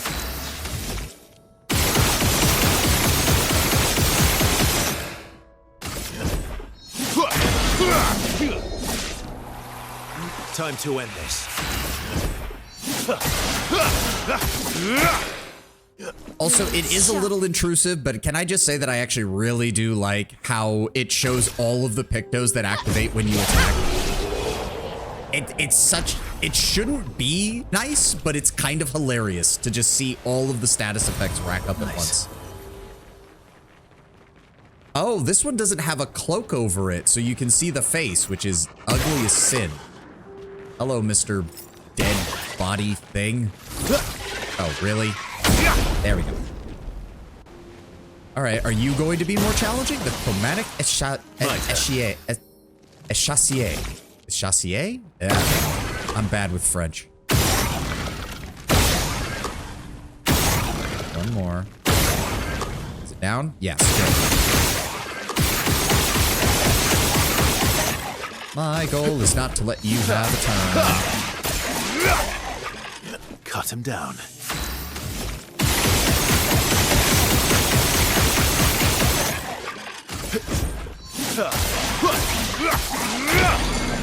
There we go. Get broken. Final path. Is painted. Useful. Nice. Attack normally. Let's go with burning canvas, since it has... I'd rather do that. Everything. Is this gonna kill him? Oh, it's gonna kill him so hard. It's gonna kill him so hard. Augmented counter 3. Okay. 75% increased counterattack damage. Okay. It's a little late game, but okay. Good stuff.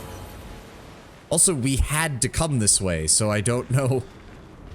Fun fact that you won't do because it ruins the vibe. If you get to Renoir and your whole team wears swimsuit, he wears a swimsuit too. And if your whole team wears the baguette outfit, he also wears it. That's turpentine damage right there. Yeah.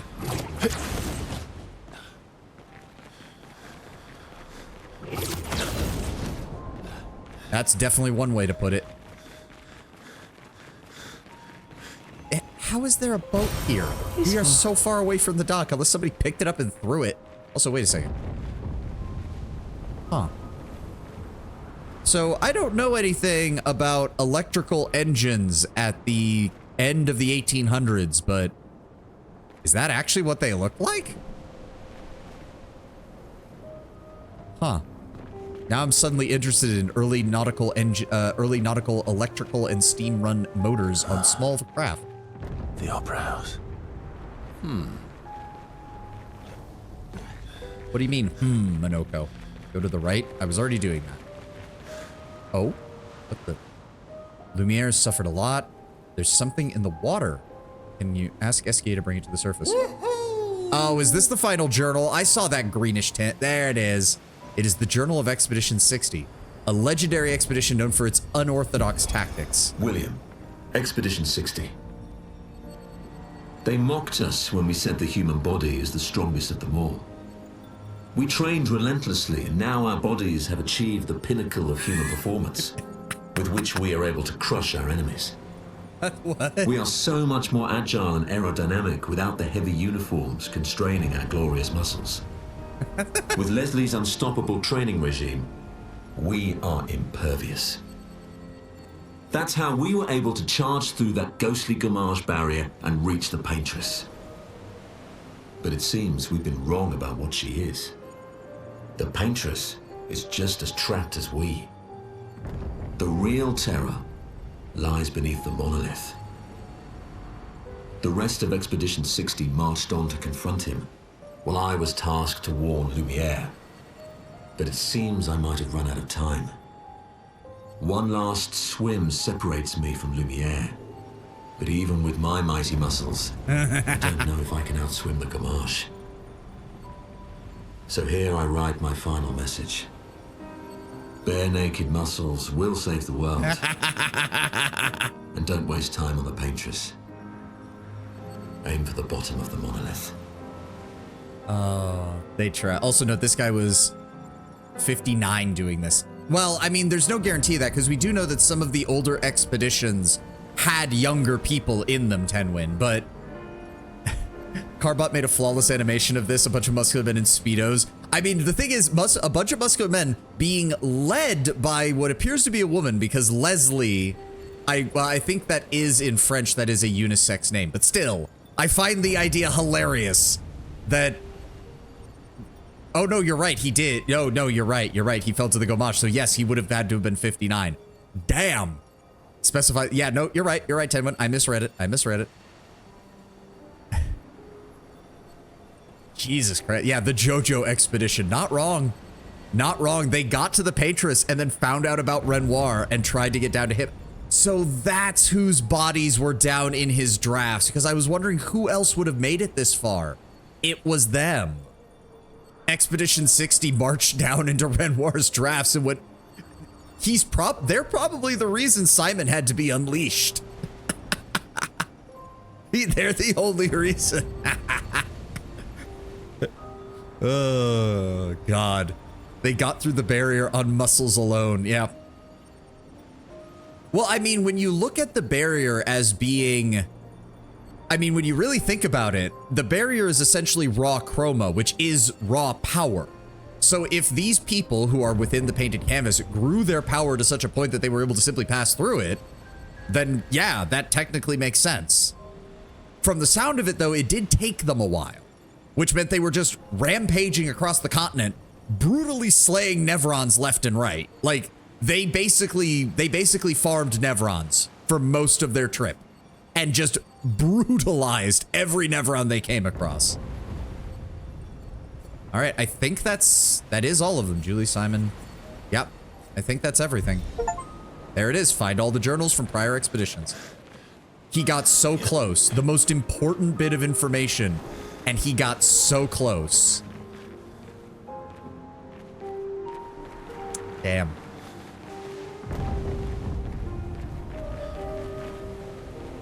Bunch of oiled muscular men approach you. Maybe that's why the painted Renoir looks a little bit thicker, a little bit more beefy.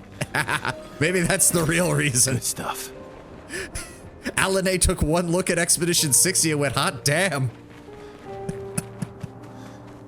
Oh, it's real Verso, or it's part of his spirit. Okay, put the serious tone back on, people. I fully imagine all of them like Armstrong from Fullmetal Alchemist. Yes, that was, we are of the same mind, Tenwin. That is literally what I was thinking.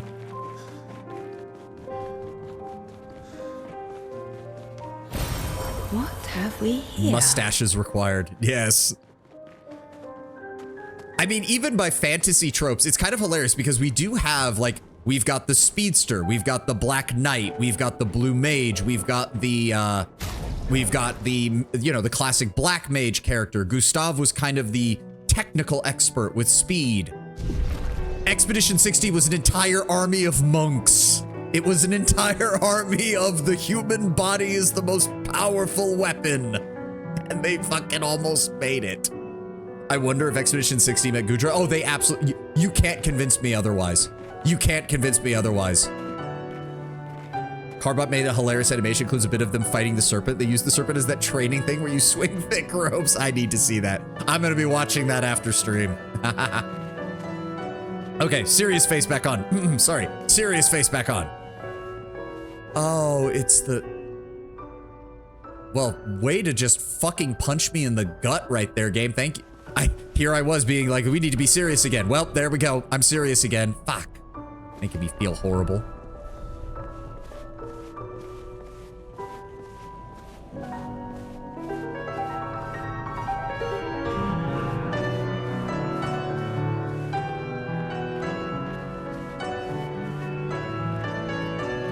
About to say, because that was kind of the feeling I got from it, which is that Verso cared way more about like playing the piano than he did about painting. And I have to wonder if that was what caused the friction with him and his parents. Gudra meeting Expedition 60. It's that scene from Full Metal Alchemist Brotherhood when Armstrong meets the husband of the brother's teacher. You know, they just flex. Yeah, they flex and shake hands. Whoever this Leslie was, the leader of Expedition 60 who devised the training regime, it's just that person, male or female, really, it doesn't matter, just doing that scene with Gudra.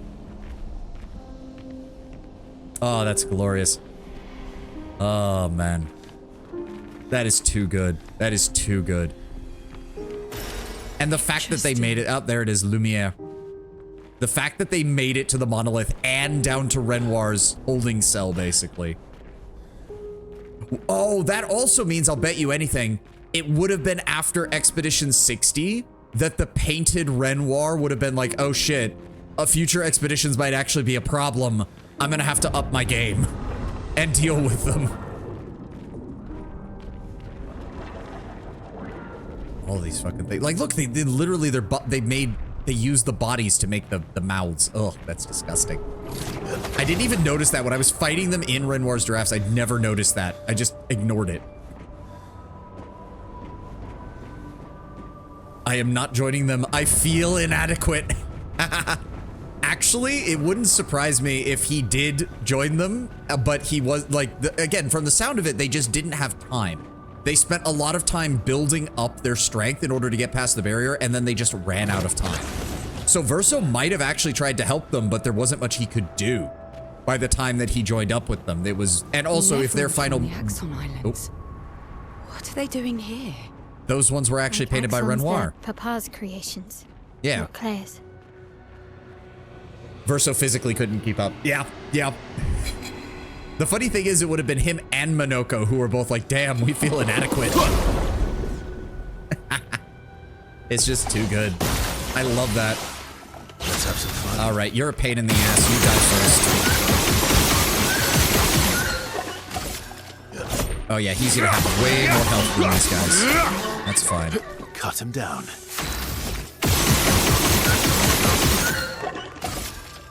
Keep attacking. Break him. Good. Final path. It's painted. Good. Feel better. Attack. The dance begins. Verso, come on, we have only run 20 miles today, 60 to go. Verso in the back panting. He is 59. How is he so fast? Prepare for annihilation. All right, deal with the backup dancers. There we go. Can I hit the eye? Yes. Perfect canvas. Lloyd, take everything. Oh, and he's dead. Your fate is sealed. I do question though, Renoir, what is the symbolism behind these twitchy fuckers? Well, they were found in They were found in the Mask area of Visage, which is supposed to be based off of Versa, if I recall. So my thought is mainly just that they represent maybe like Versa's childhood like energy and how much he constantly, from the sound of it, he was a bit of a little shit when he was younger, especially dipping off into the painting when he was supposed to be doing like studies and stuff. Perfect. Okay, there's a bunch of enemies over that way. Is this progress? I think it is.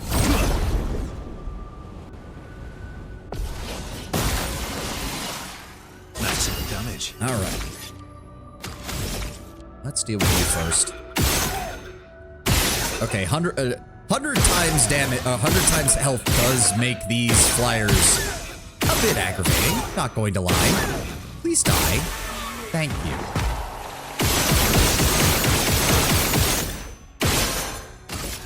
Attack you. Good. Like, I'm sure somebody, like, you just know that within the next year or so, there is going to be somebody who does like an 8-hour, like, YouTube documentary on the layered symbolism of every enemy in this game. Like, somebody's gonna do it. Patrician TV, Salt Factory, one of those guys who does like 14-hour videos on video games is going to do stuff. Do you think the aberrations and creations have meanings too? Is it meant to have a complex meaning or a single term concept? Well, if I would have to guess, it would be the finality of death. Like, the center of both of them is basically a black hole, which if you hit, hurts you in some cases. So it wouldn't even surprise me if it was a case where that kind of stuff, yeah, my brain is going off. Monty Xander said he will make one. I'm looking forward to that one. I'll have to keep an eye out for that. Yeah, fuck it, just shoot. And then attack. Ready? There we go. Nope, wrong one. Final pass. Your number is painted. Blades sharpened. No. Wrong one. You. Papyri. Stab! Goodbye. From fire. Here we go. Oh, well. Nope. And let's go ahead with high dark damage, consumes all foretell to deal additional damage, can break. Medium dark damage 2 hit, consumes foretell to increase damage, and blade. Lady Luck smile today. Cut him That was down. only 100,000. That was really disappointing. Yeah, the funny thing is, the thing that made Scale so good in most of Act 1 and 2 is the same thing that actually kind of hampers her in Act 3, which is suddenly she's a very tempo-heavy character. She needs her setup. She needs both sun and moon charges to make everything work. And quite frankly, you don't want the setup. You just want to kill. Yeah, like the thing that made her so good when we were limited in resources is the thing that makes her much less capable now that we're this powerful. Nice. Another Picto. Why? Also, Ten, when I saw that Steam alert, you guys didn't see it, but I did. I know you're listening to me while playing something else. She should, in theory, benefit the most from the double turn thing. She does, to a certain extent, but the way I have her set up uses too much AP, so I did not do it properly. I know I didn't. Mayo. Let's go. Wait. But the tower is behind us. Wait. What direction am I supposed to be going again? Also, there's an enemy here. How did I miss you? What are you guarding? Oh, for the love of... There we go. Yeah, Hades 2 is great. I see how it is, Tenwin. You don't want to... I'm not main monitor content anymore. I see how it is. I see how it is.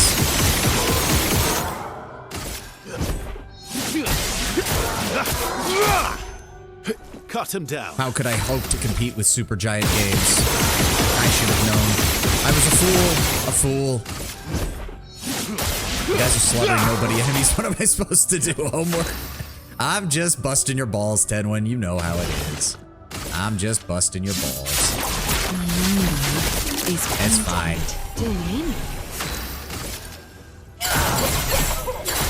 Yeah, no, now that I know her main attack is the cards, I'm still calling that it's a Gambit inspiration.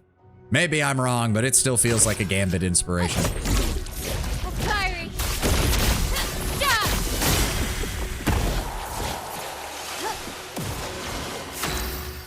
You know what? I want to see how much damage shit tons of fire does to it. No, no, no. Just skip your turn. Time to end this. I want you to add some more fire damage. And then add some more. There we go. And nope, Mael, I want you to skip your turn. I want to see what happens if he takes damage from 312 stacks of burn. Okay, 3 million.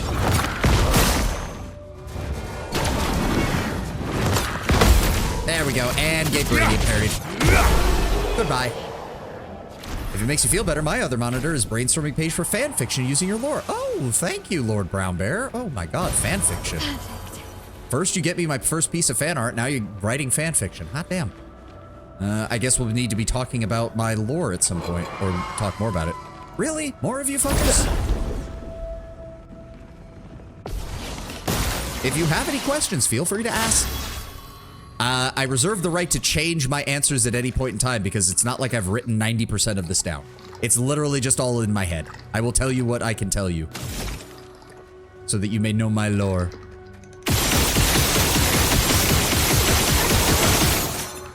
Freddy Fazbear slowly. No. Burn it to the ground. Maximum damage. The ballerinas were Renoirs too? I mean, yeah, they were based on, they were lesser versions of the Siren, which is based off of Alané. That makes sense. Also, they fly, which means you need to die. You need to die right now. I don't want to deal with you. Goodbye.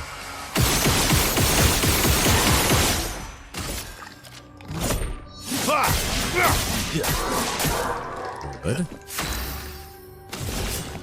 Final path. Is painted. Okay, see, that was actually decent damage. Oh, they're weak. Okay, that makes sense. Remove him. Fiery. Meaning they're most likely a representation of what? Beauty?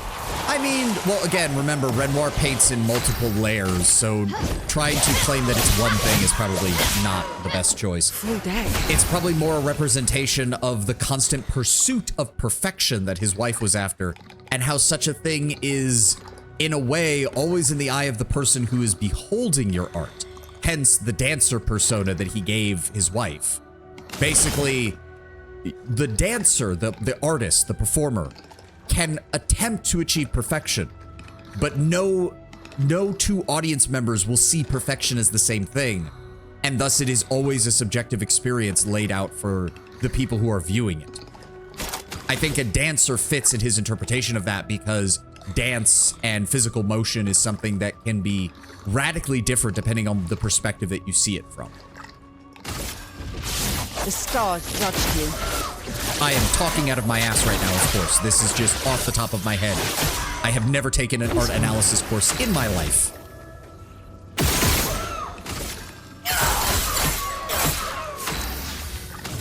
And the Summer Maiden? Oh, this thing? Well, again, this is from Verso's area, so I think again, it's just the various ways that Verso wore masks and how artificial that his father thought it was. Like I have noticed actually, yes, a lot of the enemies that we encountered on the Visage Island act very mechanically. Basically, I think it's Renoir's way of saying that he knows his son was acting for his parents' benefit. And I don't think there's a condemnation of it. I think it's very much a case of, I'm sorry we put you through that. Part of my final report was researching the whole I'm sorry John Garfield fan art phenomenon. Oh, yeah, the cosmic horror Garfield. I vaguely remember that trend. Good stuff. Oh, Picto already owned. Healing stun converted to chroma. Thank you. Where are we? Hello? Renoir. Renoir, I am here to fight you. I must find a way to get over to the Eiffel Tower. Where the fuck path? There, right. They want us to go jumping over the rooftops. Okay. I mean, yeah, Verso is a bit of a compulsive liar. Yeah, no. Like, if Painted Verso is any indication, then real Verso had a very hard time being truthful with his parents. And again, I think part of that has to do with Verso liked painting, but he didn't see himself as a painter in terms of his art. I think that was the big contention with his family. Great. But again, it does show that they loved him and he loved them in turn. It was just very much that, you know, that was not what they wanted him to do, and what they wanted him to do was not what he wanted to do. Maybe I should continue. Maybe I should continue. Continue what? Forever. Oh. The shard. Oh, the fragment. Oh, I didn't even consider that. If Painted Verso was ready for the world to end, and if Painted Alisaie was ready for the world to end, it didn't even occur to me that maybe we should try to, I don't know, ask the shard of Verso's soul if he also is ready to just, no, let it end. If it means harming my family, just let the portrait end. There's no reason for it to still be here. Interesting. Yeah, 5,000 chroma. Real great game. That's a great reward at this point in the game, sure. Yeah. Oh, what the frick? Okay, I can't see anything, game. Could you turn off the... Renoir, turn off your high beams. Thank you. Jesus, I can't get away from people with their obnoxious high beams. Fully imagine the power set is the same like between painters, writers, and composers. Same magic. I just imagine the different families chose one medium to specialize in, and it's turned into a guild war, essentially. Yep. What have we here? Something to that extent is what I imagine. Is that a Gestural Merchant? Is that a motherfucking Gestural Merchant? Why are you here? This is the end of the game. After all the mess that's happened, I was the only one curious enough to make the journey here. This place is sad. All right, well... I think you can see how... So to put things in perspective, the merchant in Renoir's drafts only drops about 11,000 chroma every time you fight him. And I spent about 3 or 4 million chroma and still have about 7 million left. That's how many times I had to fight that bastard. To be fair... Oh yeah, that one's the Volsterum. +1 AP on stance switch. If stanceless, base attack switches to defensive stance. Recover 5% health on stance switch. Okay. We're just gonna buy everything from him. Also, I have 249 Resplendent Chroma Catalyst, 122 Polished Chroma Catalyst, and 120 regular Chroma Catalyst. You know what, buddy? You were the only Gestural who came all the way out here, so I'm just gonna buy out your entire stock of everything, even if it's something that I never would use. There you go. Now let's fight the merchant. You're about to have a very bad day. Time to hit. Oh, right, he does have the 100 times health multiplier, too. One of those weapons we already have the upgraded version for, Tenwin. And he's down. Sorry, buddy. I mean, you know, he had 8 million health. That's still not bad. Thanks for the distraction. Now let me sell you the real shit. Full strength. 25% increased damage on full health. Are you telling me that I could have gotten even more? My hell is just the off button. Yep. No, see. Oh, you're right. Wait. Oh. I'm an idiot. You were correct, Tenwin. My apologies. I was an idiot. Papa is somewhere past the gardens. Music cut out again. Oh dear. Is this... Wait, is this the finale? Well, I mean, we're already at 100 times health, so it's not like I need to change anything. Wait, is that a spear? Wait a second. Wait a second.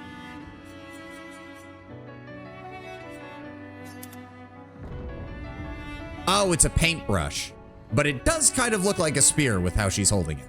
Not gonna lie.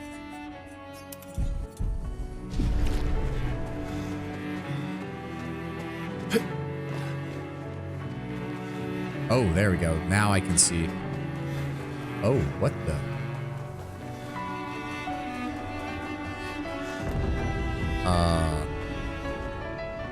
Okay, why is there a giant one of these things? Okay. really? Recoat? Wait, did they fight each other? Because this is one of the Claire Obscure. Yeah, see, this is one of his abominations, but it was fighting against an obscure? Maybe some of Clea's creations see Renoir's creations as threats and are fighting them? It's a shame that the paintbrush weapon is so weak. Yeah. God, this game is gorgeous. Hey, look at that. Oh, this is beautiful. They're still I can't fighting. sustain the expedition as much longer. That man literally just Nah. disappeared into the stratosphere. We need to defeat them fast. Yep, let's get moving. Can we... Oh, this whole area is open. I assumed we could only walk on the main path. Nope, this whole area is just open.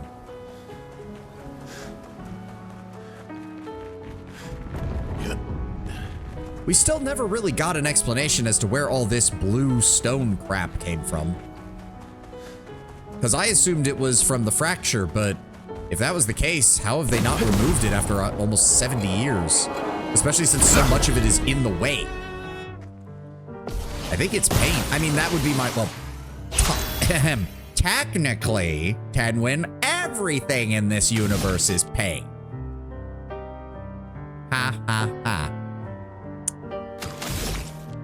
Yeah, see, I swear the lag is getting worse, and I don't know why. I meant on a more literal level. Yeah, I get what you're saying. 1 and a 2 and a U and a 3. Let's carve a path.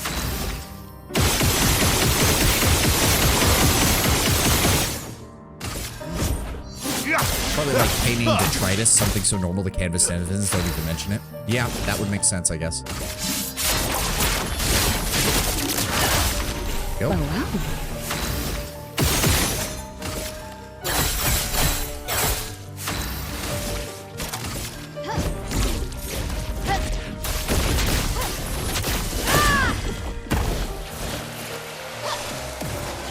I don't know much about painting, but someone else who does can probably say.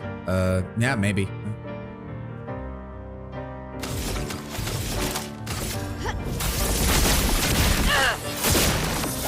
God, she now deals over 1 million damage once he gets those full stacks on them. Good lord. God, I love it. What were they protecting? Don't tell me that's another Picto. What the fuck?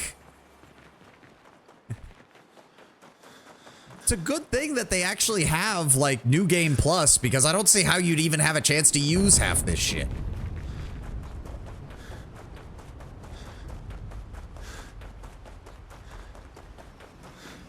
Is that just chroma? That's just chroma. Good stuff. Alright.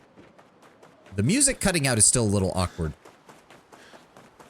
I mean, you could do this area, stop at the flag before Renoir, teleport out, do Psychon. Oh, really? I just assumed that we were stuck in here from the moment we got in. Oh, hi. One moment. I'll be with you in a second.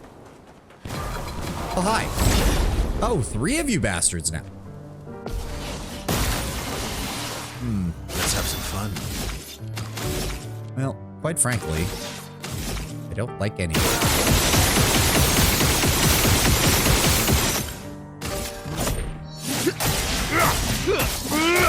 But yeah, I just assumed that once we were in here, and this was the end game.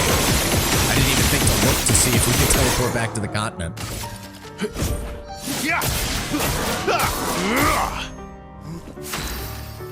You know what? I don't want to deal with you. Show me what you can do.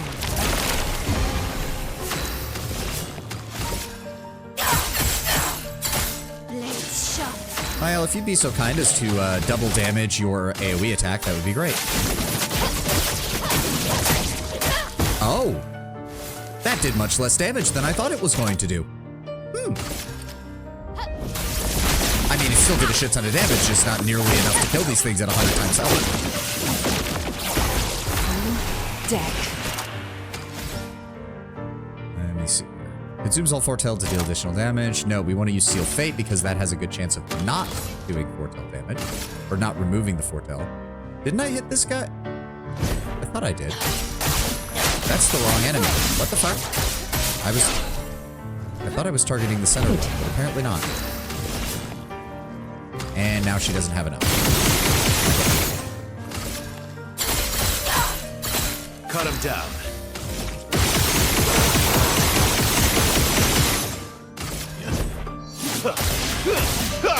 Fire damage on you.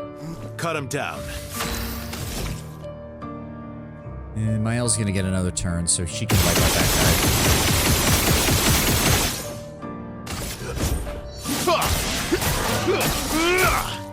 I thought he had 100% critical rate. That's not. Goodbye.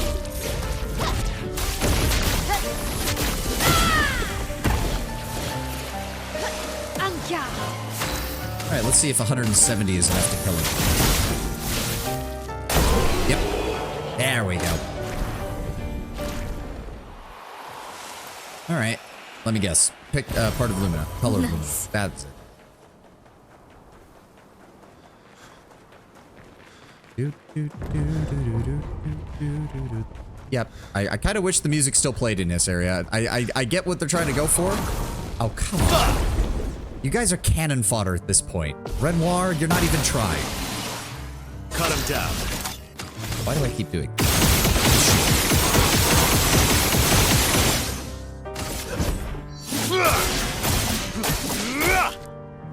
Let's carve a path. Let's go ahead and get maxed out fire damage on you.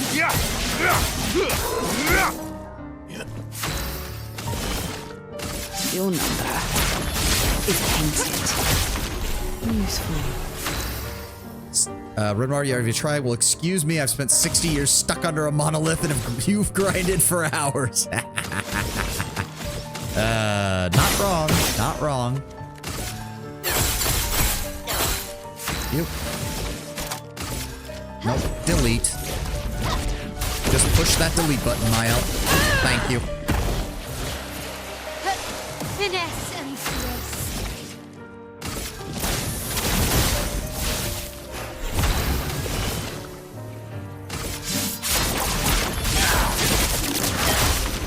Nice. Oh, can't do anything. Attack normal.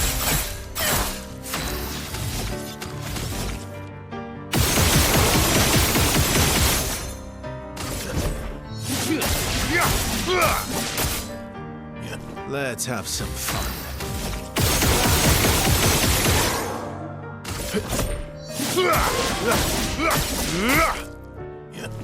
346. I kind of want to see if this will I'm kill ready. him. Nope, just skip your turn, Mael. Yep. Over 3 million. 3 million damage from that. Good lord.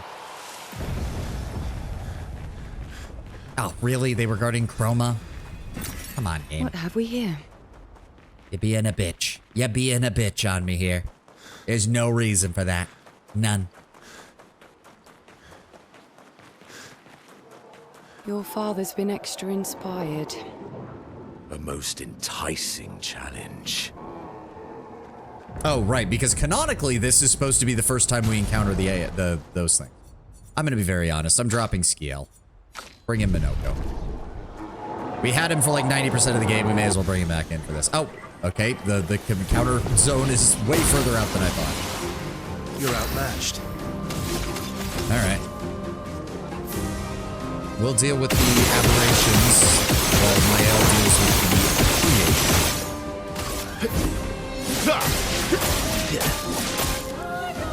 Cut him down.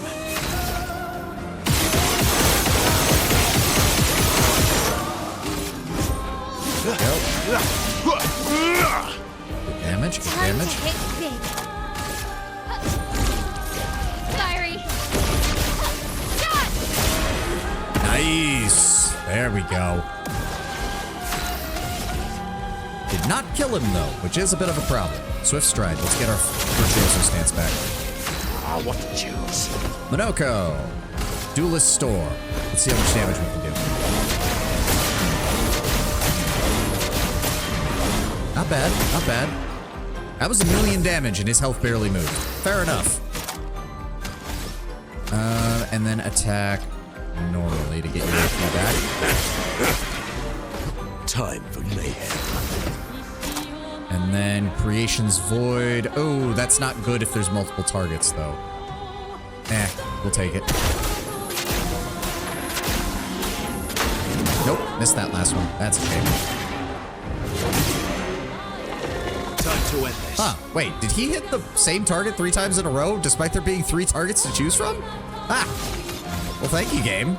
It's nice of you. Go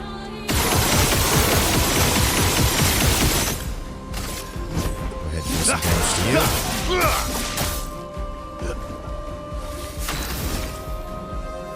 I have not even dealt any.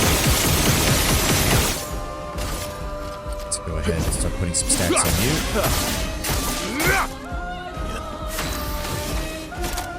Give me Stendhal. You. Firing. Goodbye.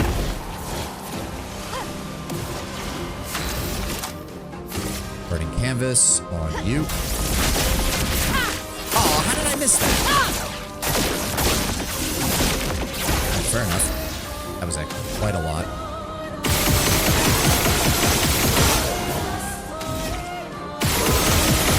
You know what would have been hilarious is if they had just allowed you to keep increasing his rank. Like, it gets to S, and then it goes to S+, then S++, then S+++, and it just keeps taking more and more hits in order to get there, but it does still keep improving his damage.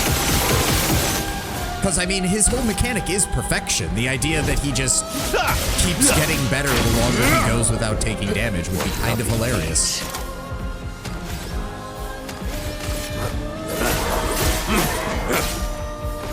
Now's my favorite part. Go. That's good damage. Cut him down. Goddamn, Versa, how many times are you going to go before the enemy gets a turn? Okay, well, I'm pretty sure they die by the fire damage regardless of what happens. Ready to strike. So I'm just gonna have him skip his turn. Goodbye, goodbye. Faster than strong. Allows you to play twice in a row but deal 50% less damage.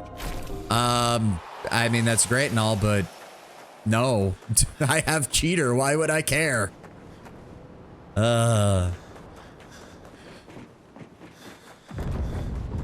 Worst version of cheater. I mean, if you don't have cheater, I'm sure there's ways to make it work. Pause but over there. And the chroma we need to bring back Lumia. Even I can sense him. We'd better make sure we're ready. ad break. I know. We're gonna pause here. All right. I'm gonna go run to the restroom real fast while the ad plays, and then we will. From the sound of it, we're pretty much right near the end, so I'll see you in a moment.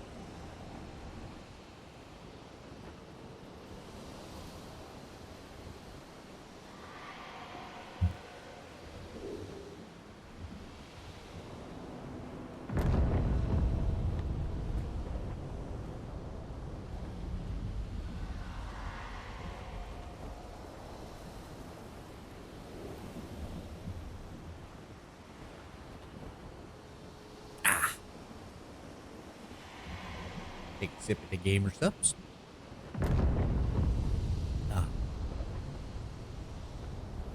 Time to beat up a sad old man. I mean, really, I want to give the writers props for not making Renoir real Renoir. Like, painted Renoir was very much an asshole through and through. Like, it's hard to argue against it, given the sheer.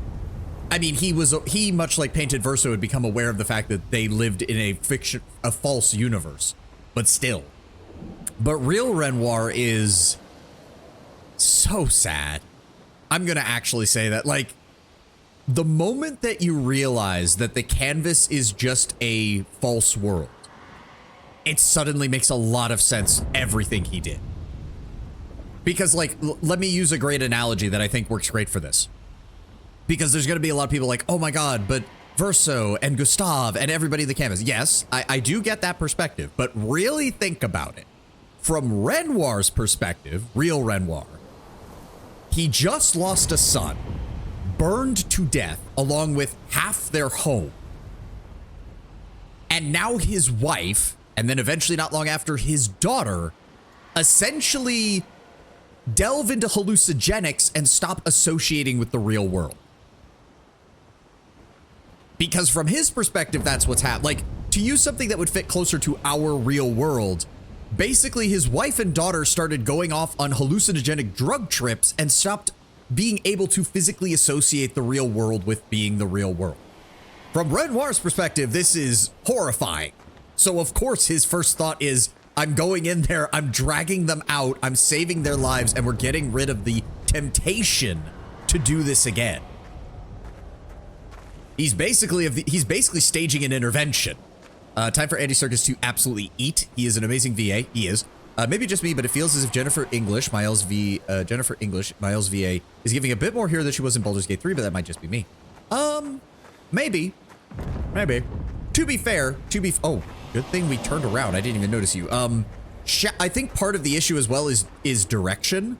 Mael is a very passionate character, whereas for the first 2/3 of Baldur's Gate 3, Shadowheart is meant to be very reserved. She's meant to be very subdued. She's meant to be very monotone. That's by design. The really sad part about this, with the 3 out of the 4 remaining Painter family members occupied, the Writers Guild really got what they wanted using the nasty fire trick. You say that, but I would find it hilarious if they eventually revealed, like, yeah, the writers tried to take advantage of this and Clea just whooped their fucking asses. Like, she had a hard time because she was alone, but she still managed to kick their asses. That would be hilarious to me. Especially if Simon is based off of someone in the real world that Clea is involved with.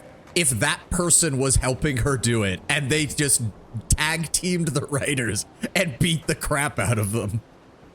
That would be the funniest way to resolve it. I could easily imagine Clea not taking any prisoners, especially given that they killed Verso. No, like, if they run, maybe she lets them run. But if they stand and fight, Clea strikes me as the scorched earth policy. You get one chance, surrender or run. And if you don't take those options, I'm killing you. I'm killing you dead. He is here, doing what needs to be done, what I can't do anymore. As we're taking down the painters, they will suffer so much. Is that Clea Desandre with the steel chair? Clea Desandre with the two-handed greatsword of a paintbrush, just painting your doom. What needs to be done? For my sake and theirs, the boy has gone silent. Yeah, see, the shard of Verso's soul doesn't want this to continue either. And that might be the saddest part, is that Alané and Renoir's conflict has led to this last portion of Verso no longer wishing to remain if it would cause his family this kind of harm. Oh, this does make me want to play through New Game Plus at some point and just go back with the knowledge that I have now and really analyze every conversation we have. All right, Renoir. I see you in there.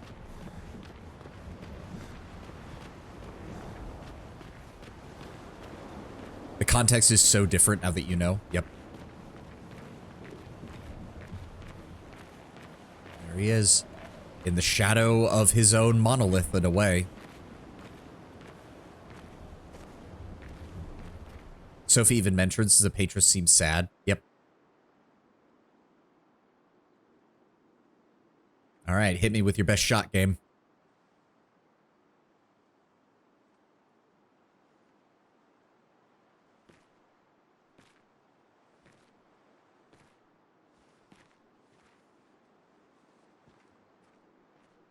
Oh, the cutout of all the sound.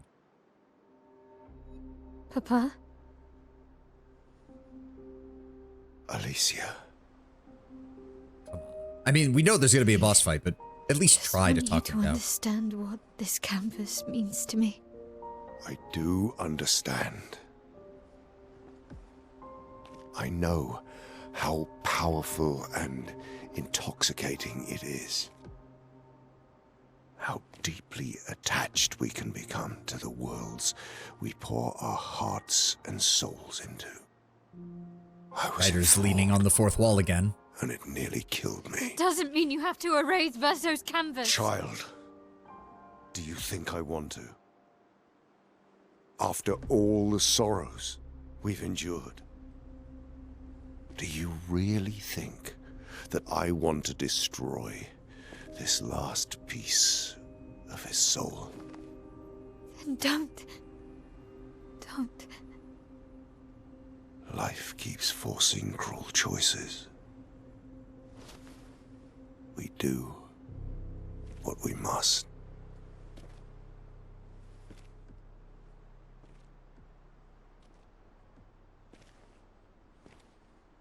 Grief often blinds us, and we make choices we can never take back. You grieve for two. I grieve for many. The choices of parents leave indelible marks upon their children. But ultimately, the voices in their head have to be their own. Everyone's doing a You good cannot set the performance boundaries here. of their life for them. That might not have been the best argument because it sounds like Renoir did start loosening restrictions on Verso and then Verso died. So that's not going to resonate with him right Jessica, now. You wanted me to find new joy in life. And I tried. But I couldn't. I couldn't. Verso died because of me. How do I get from that to joy?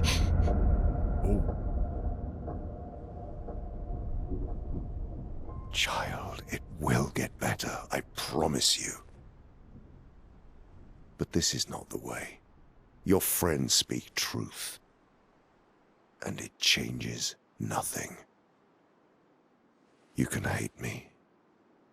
But that's a choice I must make. Imagine if he was like, you dare talk to me. As your father, Hold on, I'll I wait till the must scene's over. look out for you. Especially when you can't look out for yourself. You treat me as if I'm still 5. I treat you as if the shadow from the worst day of our lives is going to suffocate you and take you from us too! Ooh. There we go. Yeah, no, that finally broke his facade. That finally broke it. Enough.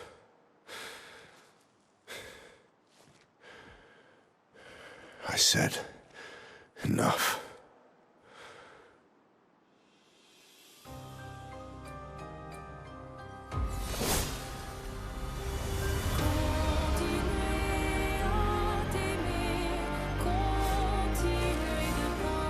There we go.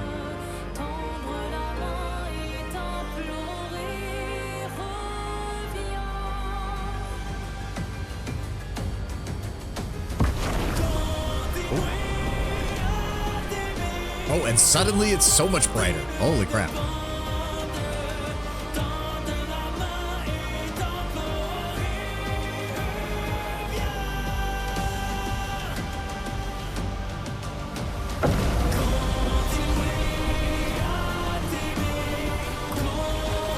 And there it is.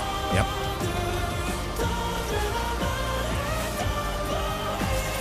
Absolute cinema. Yep. Oh, that's good. That's a good shot.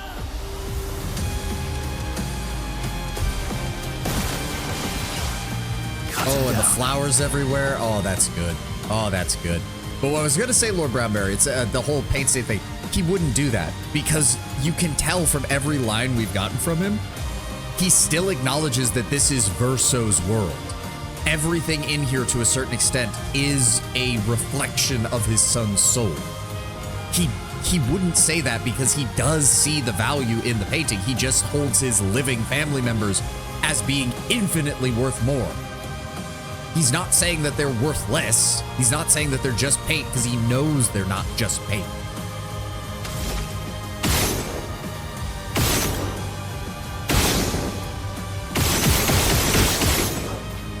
Okay, he's got a lot of health. He's got a lot of health.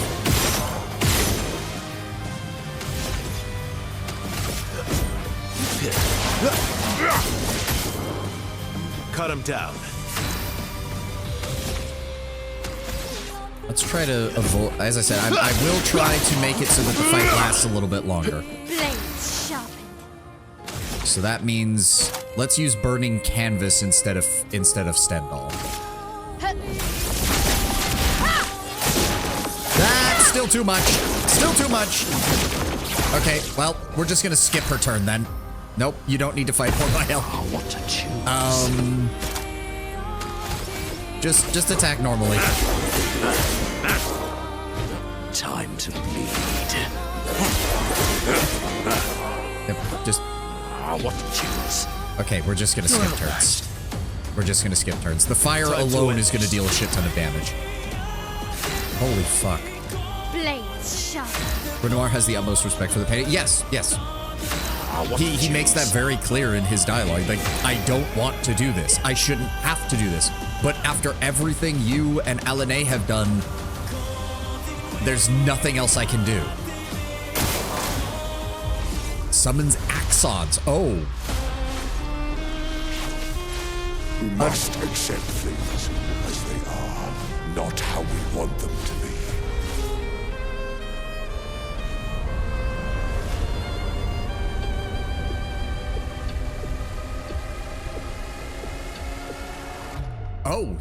He summoned all three. Your turn to shine. What Verso have wanted. Truly.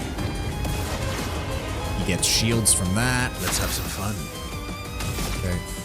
So, interesting that he still cannot summon Clea's Axon. Like, so whatever Simon did to that thing, it perma-killed it. It absolutely annihilated it, whatever he did. Okay, we're gonna knock off a couple of his shields, and then let the burn damage take care of the rest.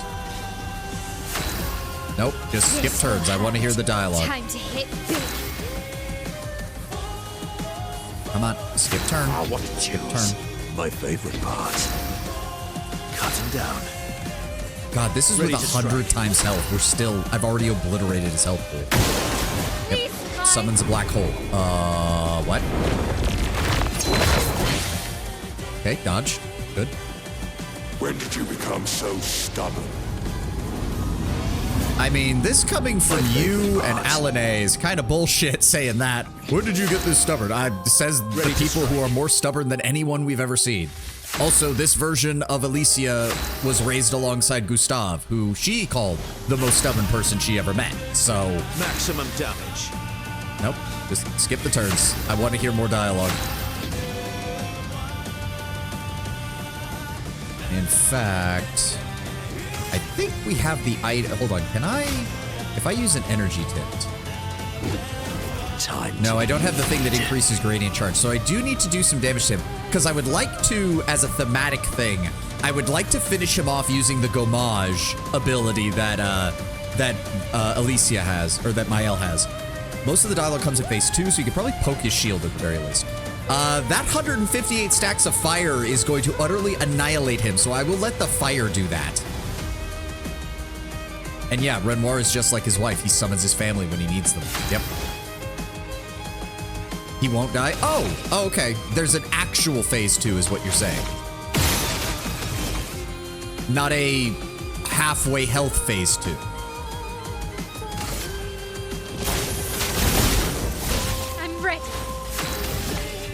All right, well, if that's the case.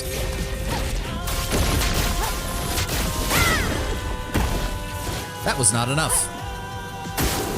Why, yes, I'd love a A dance. void cross? What? Okay. It likes you. The Hauler defends Renoir. What the fuck? Okay, when it said it defends Renoir, I assumed that it was... I assumed that he was gonna get another buff, not that she was gonna throw a fucking building at me. So, Kalia's accent is there too. Even though I can't see it. So she must be standing behind the others. Okay, never mind. I was wrong. I was completely wrong, game. My apologies. You got cubed. Oh, shit. Alright. Good lord. Maximum damage.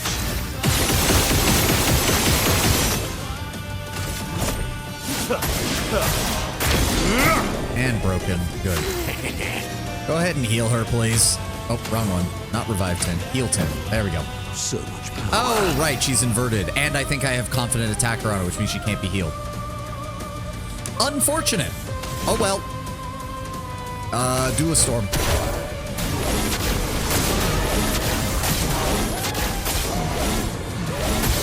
Good damage. Good damage. Oh, wait, what?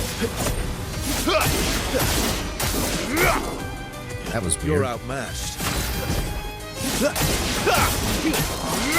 Pretty sure he dies no matter what here, though. Let's just do some basic attacks.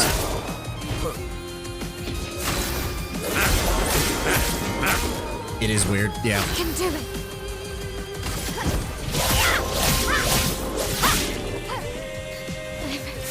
Okay. You got this. From fire. I mean, if you just want me to build up even higher, 413. Oh, Serene rescues Renoir, of course. Oh. Stop this insanity. It's time to go home. So, okay, yep, there we go. Phase 2. Phase 2.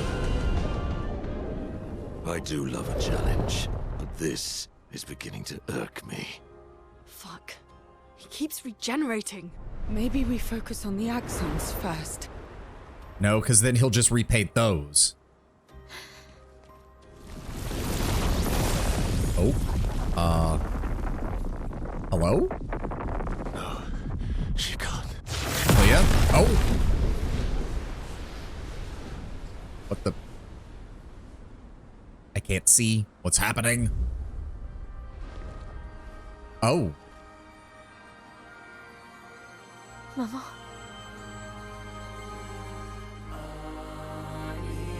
Aline, you're going to kill yourself. It's too soon for you to return to any canvas. Oh, dear. Oh, yeah, she does not look good. Oh, dear.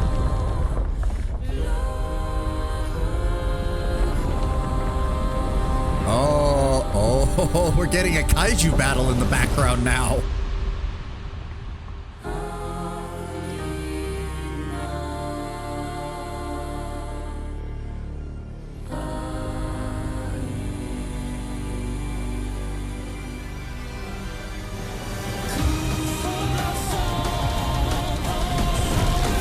Yeah, Lena's like, yeah, she's like, no, you think this copy of me is going to win? Fuck that.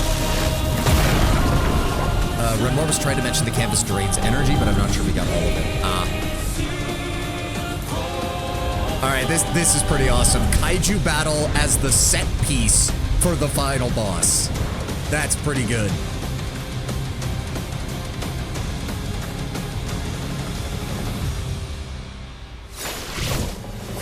Oh, Renoir's not playing around anymore. Oh, is he still gonna take damage? Oh dear. I don't know how much damage he's going to take from that. Oh no. So when you said there was a phase 2, Tenwin, I assumed he would reset his stats entirely, not, oh dear. I don't know how much damage this is going to do. Okay. It did not kill him. It did not kill him. We're fine. Okay. I was very worried there for a moment. All right, let's get his health down so we can prepare him for the end, but we're not going to kill him. He has a transformation. Okay. So wait, are you saying there's a phase 3?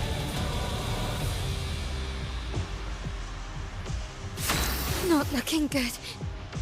Just hold fast. You interrupted it by having him stunned. Oh, okay. Well, I can't do anything with her turn. Nope, don't do anything. Don't do anything. We'll rebuild the burn stacks later if we have to. Nope, there's no point in doing any of that. All right, he burns. He summons the Descendre canvas. Oh. This selfish Aline. Yeah, this is the first time Renoir's really seeming angry. Oh. What is he doing?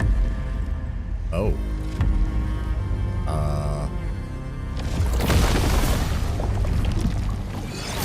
He's really frustrated at this point. He's outright angry. He cleansed himself. Yeah, I see that now. Nope. Ow. Ow. Nope, I didn't time it right. Nope. Okay. Maximum damage. Okay. Well, let's rebuild some of those stacks, shall we? I do need to get his health at least somewhat down.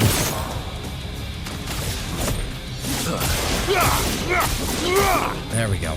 Cut him down. Try and pace it. The problem is, Tenwin, my entire strategy is based on not allowing the enemy to get a chance to hit me because I suck at parrying. There's a very specific moment a bit that's skippable through damage. I will try my best.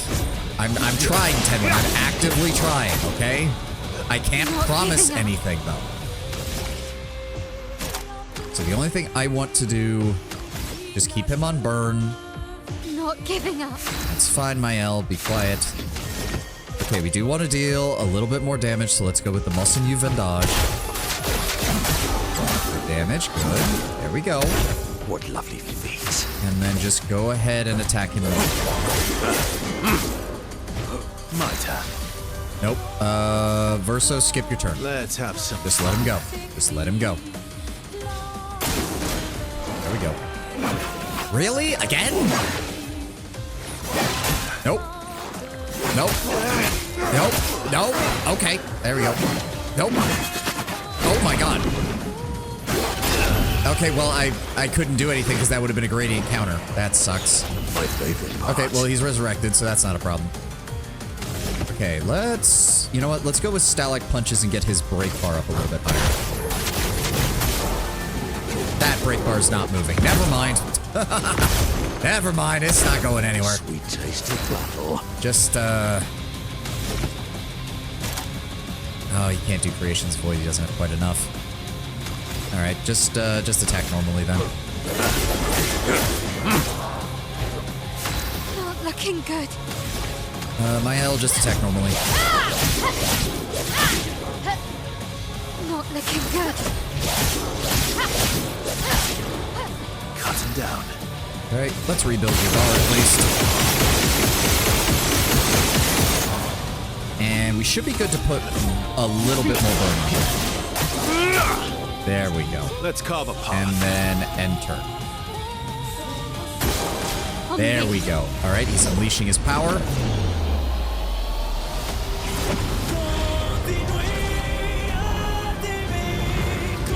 Aline, look at Alicia. She can't be here. Wait, is he going after her? Aline, it's supposed to be you and me. Not you against me. Go home, Renoir. Go paint something else. Why am I the only one who sees this? Oh, I'm in. Nope, too early. Okay. Okay, that was pretty cool. That, oh my god, why is my model lagging even more? Stop it. Stop it. See, and then see, when I go into this, I I don't understand what is in the combat screen that makes this so much worse for me. That moment is too awesome. No, I'm very glad. I'm very glad. Was that the one you were hoping to see? Let's just keep doing some regular damage to him.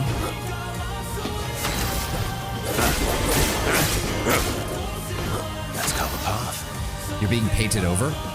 Oh. You should be able to just go after him? Okay. If that's the case, how do I want to do this?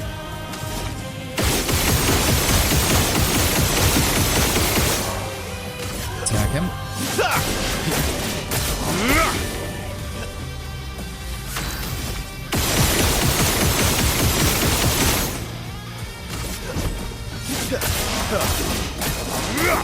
Sounds good to me. Let's go. Mael, swift stride. Put yourself in virtuoso stance. I don't know if this will kill him, but I want to see it. Gommage. Void damage. One hit. Get out of this canvas.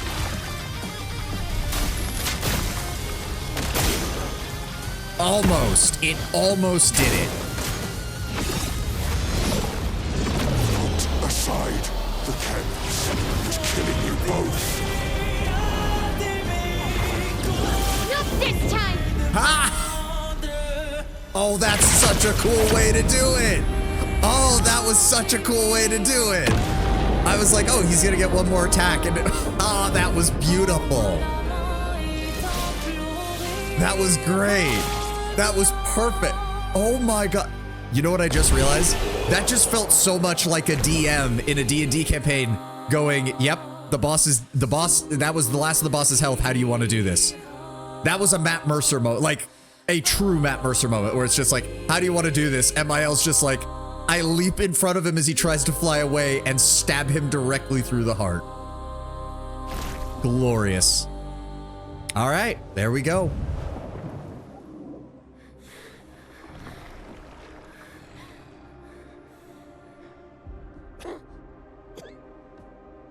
I do feel for Renoir, though.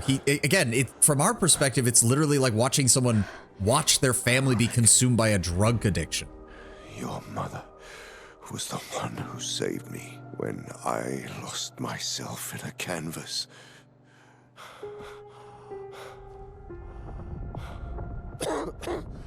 She taught me how to safely use our gift. How to soar without flying too close to the sun. We painted hundreds of canvas worlds, pushing the very boundaries of creation. And she never let me forget that every day we spent here has a price.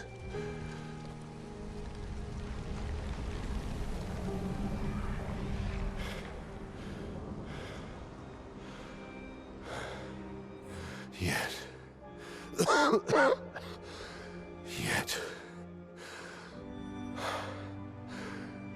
here we are now. So trust her. If she's doing this, then... I trust what she taught me. This is not a game. You think you know what's at stake, but you don't. I know precisely what's at stake. You want control. You want to feel like you're doing something. You couldn't save Verso, so you want to save us. Except you're not. Destroying the canvas won't help us move on. It'll just deny us the one place that helped us feel again. 67 years. 67 years I spent trapped within the monolith. But I persisted. Do you know why? Drug addict? Yeah, I mean, again, to continue the... Do you know why I cannot leave her or you behind? Once he's out of the painting, he can't get back in.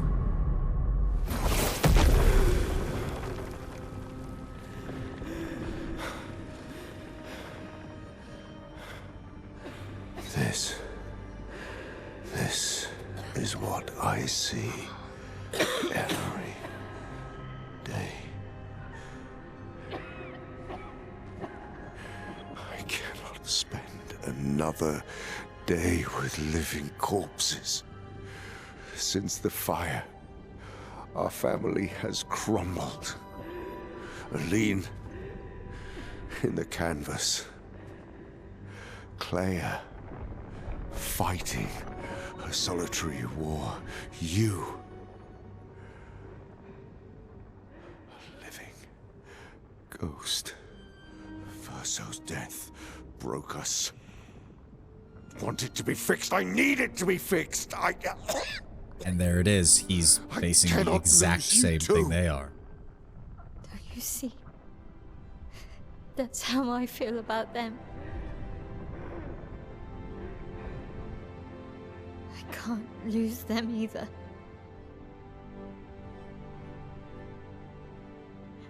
I've lost too much.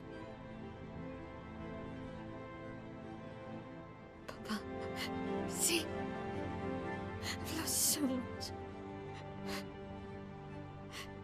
We both lost so much.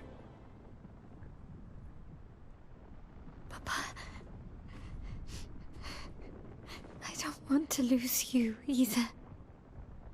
I'm not leaving you forever. Just a little longer.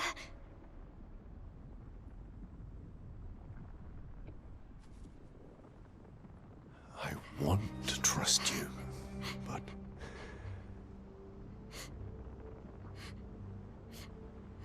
You can.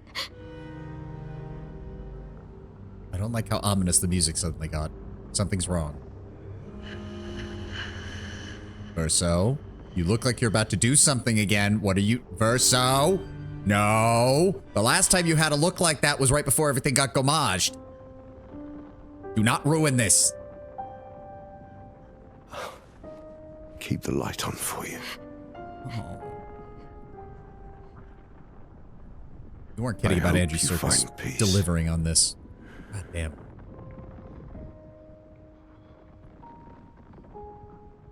With the dogs give you the look. Hold on to each other.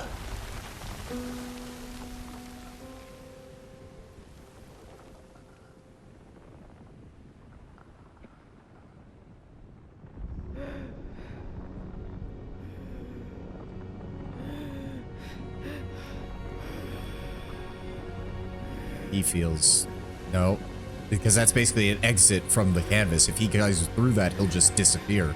Verso. But that is kind of... Oh, I'm sorry. Whoa, what? Verso?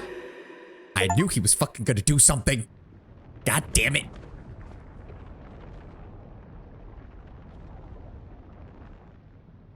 Oh, no, it wasn't a portal to the real world?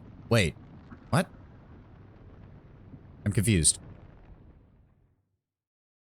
What just happened? I assumed that he opened a portal to the real world. What the hell is going on here? I just assumed Verso would basically start disintegrating the second he walked through. Oh. That's the last portion of real Verso's soul. It's time to stop painting.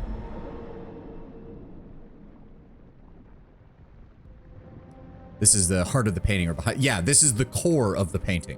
Oh, and that makes sense. Of course, he can't go into the actual real world on his own. That wouldn't be allowable by the rules of the canvas. This is literally, this is the doorway between the canvas and the real world, which is the fragment of Verso's soul. The fragment of his soul is the portal between the two.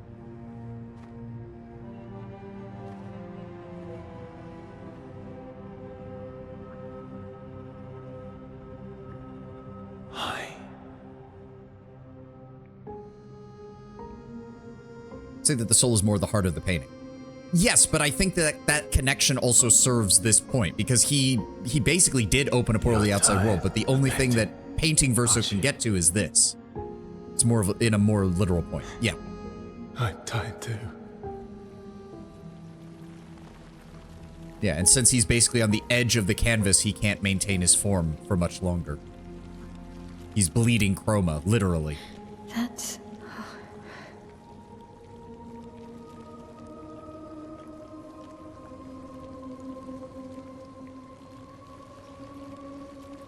Honestly, choosing the... shouldn't be able to be here. Yeah, this is basically the threshold between the two worlds. Amon's gift. Oh. Alane's petals that were white, Renoir's did are you red, run it? Alicia's are gold. Yeah. It's dangerous for you here. See things as they are. Not how you want them to be. What? You lied to your father. No. He saw it too. Eh. But he wanted to believe. You're going to die here. Why don't you just leave? You can always come back. The moment I leave, Papa will erase this canvas. This is not worth your life. Life. My life of loneliness in a shell But of a Mael, body. if with no he's voice willing and to no trust future. you to be in Mael, here, then he's also no matter where hoping you you are, trust him not to you don't erase the need canvas this canvas. completely. But everything I want is here. Here I have a chance to live, Verso to live. Out there I merely exist.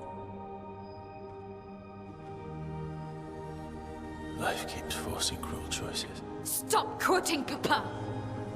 But he's not wrong. That's the problem, though. Renoir was never wrong. You can disagree with his methods, but his actual motivations were never wrong.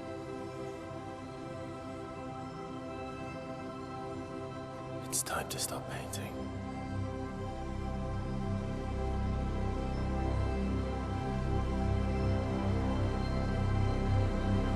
Verso!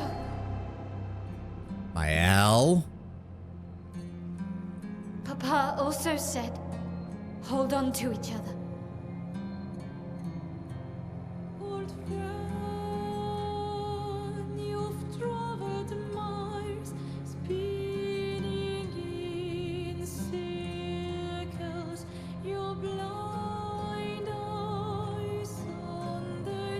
So if he was already disintegrating, she has to be feeding him chroma, essentially, to keep him from completely vanishing at this point. Oh?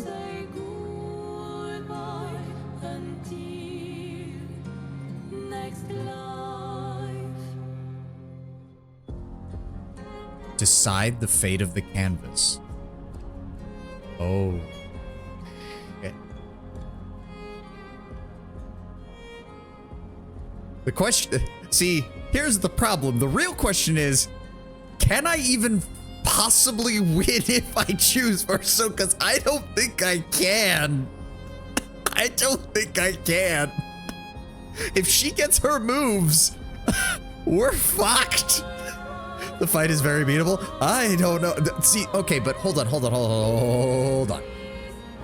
See, part of the...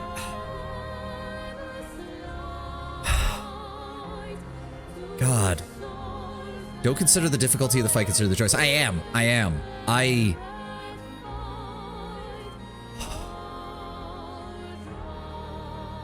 See, here's my major thing, because Mael can go on about all of this, but the portion of Verso's soul that is in the canvas doesn't want to be here anymore. If it causes harm for his family, he doesn't want it anymore. And I get that Mael's basically saying that... like, I would rather live and die in here than live and die in the outside world. But that is only going to break Alane and Renoir even more than their family has already been broken. And again, the main line that I'm thinking of in regards to Renoir is he kept asking Mael Alicia to trust him, and she in turn asked him to trust her. I think he would honor her word if she came out of the painting not to fully destroy it. But at the same time, painting Verso obviously does not want to continue. He's done. He's so done. He's reached the exact same conclusion that the fragment of Verso's soul has which is that this is not worth destroying his family over and over again.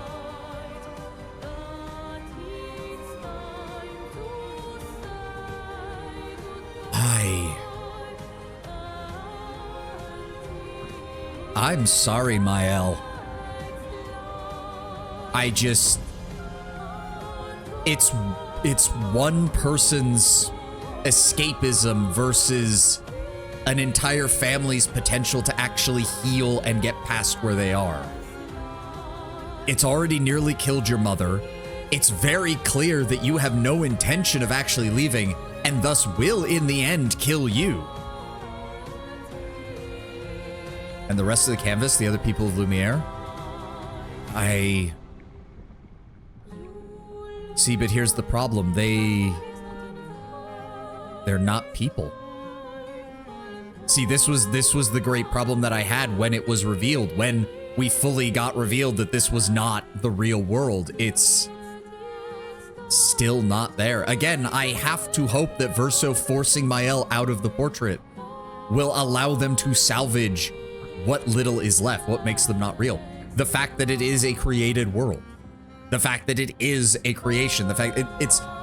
See, here's where we get into the argument of what is real. And that's the problem, though, because from a standpoint of outside the canvas, they are not real. They physically are not. If a god creates a world, does that make the world false? If the painters are God, why are they creating... I don't know. We can get into the existential crisis, but I don't think it's the right thing. Because here's the other side of the equation. If everything in this canvas, to a certain degree, has a portion of Verso's soul in it, the vast majority seem to want this cycle to end. The people of Lumiere seem to have been the only ones who really held on to the idea of continuing. Minoko and Eskie even seem to be... Okay is not the right word, but they seem to have accepted that the end point of this world is to end.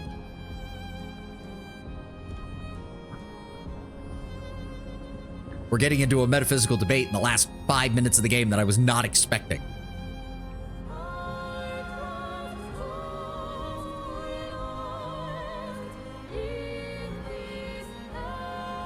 The painted people may have real lives, but one may think of them like a sapient computer program. Sure, they're significant to a degree, but there's a whole world you have to consider outside of it. Yeah. And at the end of the day, the real problem is that Alanei and Alicia turned this world into an escapism. In some ways, they have tortured the last bit of Verso almost as much as Renoir has. They have subjected him to rewrites. They have subjected his last portion of his soul to constant torment. Like, it would have been one thing, and I think Renoir had this idea originally, is just keep the canvas and don't touch it. That let his final fragment of soul reside in this place and let it exist as it always has as a reminder of his legacy. But Alanei felt the need to dive into it, to experience that last bit of soul, to build for herself a false reality on purpose. And in that way, it is delusional. In that way, it is unhealthy.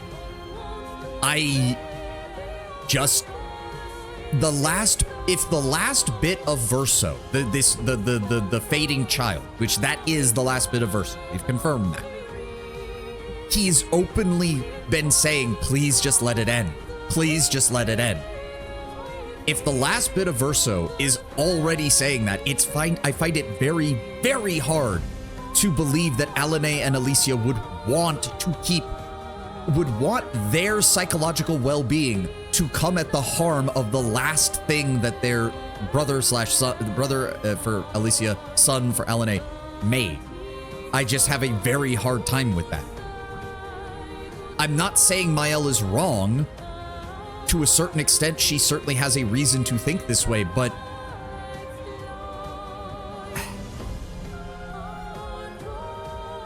here's part of the problem as well. Alanei diving in to cover her grief with her delusion was not healthy.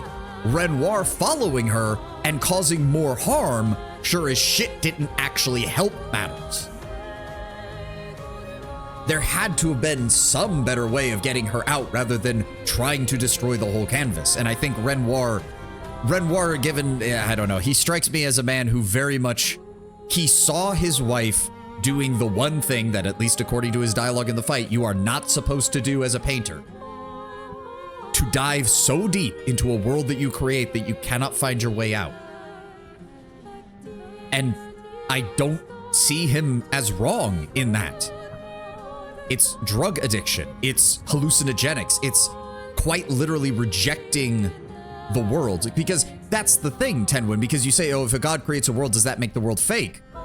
But if someone conjures a world in their head and then operates as if that is the real world, you don't enable that. That's the worst possible thing you can do from a psychological standpoint. You don't allow someone who's created an entire false world in their head to allow that to affect everything else around them. It's a recipe for disaster. Sad detail, a common theory in the community is that there is one person that could have solved this, that could have convinced Mael to leave because he realizes it's unhealthy and cares for her, and that's Gustav. And guess who Verso chose not to save? I agree with that theory 110%. Because Gustav would say the exact same thing I did. Your father trusts you to return to him. You need to trust that he won't destroy the canvas. Because this is going to destroy you. I think Gustav would have made that exact argument. And again, to go back to the whole created world thing, Gustav would be the person to point out to Mael, so long as the canvas exists, even if you can't come back to us, even if you can't return into the canvas, so long as the canvas exists and you can convince your father not to destroy it, which I think she could, we are still there for you. We will still be there for you. Always. You know, we can do the whole power of friendship bullshit, but really, I overall agree with you. I just challenge you. Yes, no, I'm sorry. Like, I agree. You're bringing up good points, Tim, and I get you're playing devil's advocate. Because to me, I understand that all these people have an existence. But to continue the artist analogy and symbolism, so does every world ever painted into existence by a human painter. So does every world ever put down to the written word by a writer. The emotions that they instill in people are real. Does that make the person in the story real? Only to the extent that it affects someone outside of it. In the end, I think Verso's right. Painted Verso, real Verso, they are right. Perhaps there is a better way to split the middle of this, but that was lost. If not from just the loss of Gustav, but also from the essentially war of attrition that Renoir and Alané waged for 60 plus years inside this universe.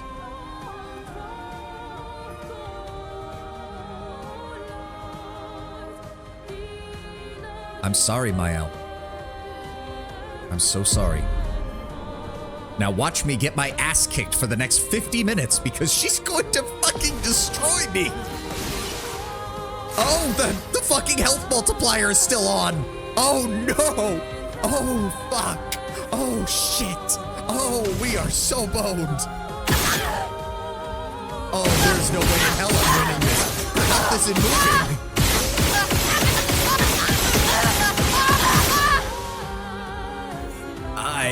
I don't think this is going to go very well.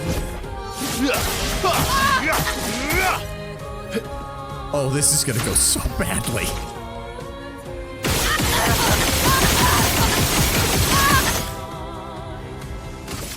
The only advantage I have is that it does seem to have scaled her stats down. Because otherwise we'd be fucked. How many turns am I gonna get?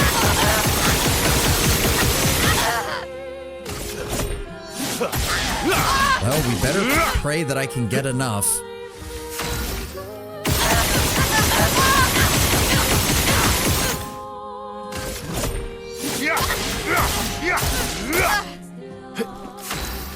Man, did they need all of Mael's damage lines? Apparently.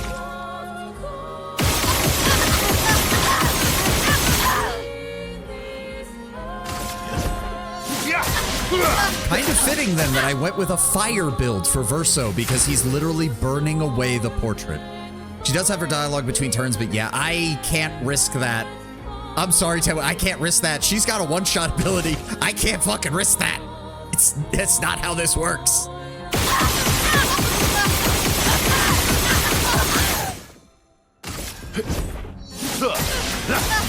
Well, 496, and she's not Verso, dead. Stop! You can't just decide this for everyone! We're all hypocrites, doing the same thing to each other. She won't use it. She uses relatively basic build in this fight no matter what. Okay. Well, now I kind of feel bad because I get 6 turns and I'm pretty sure the fire kills her no matter what. So you were a little late. She's going to... Tenwin. She has 500 stacks of fire on her. There was nothing I could do at that point.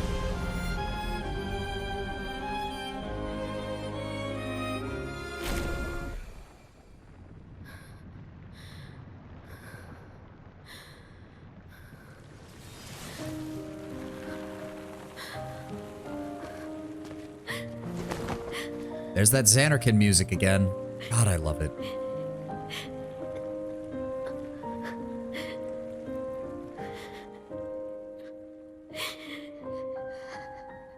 Don't do this. Don't leave me again. It's gonna be okay.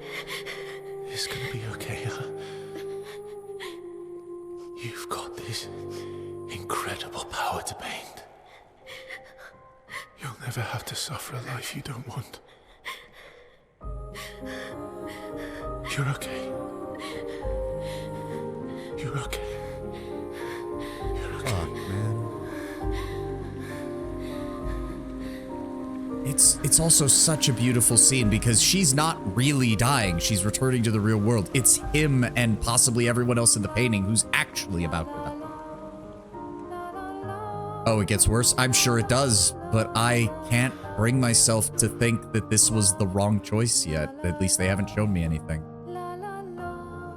This has literally been everything Verso has tried to do since the beginning, and what the fragment of the real Verso seems to want.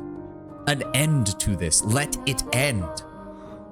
Begging, pleading, stop hurting, desperate to stop hurting his family in death. We have to actually strike him down, don't we?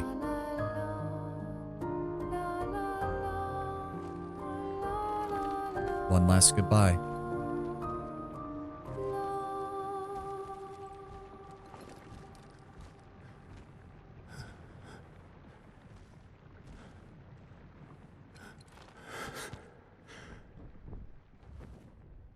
I will miss you guys.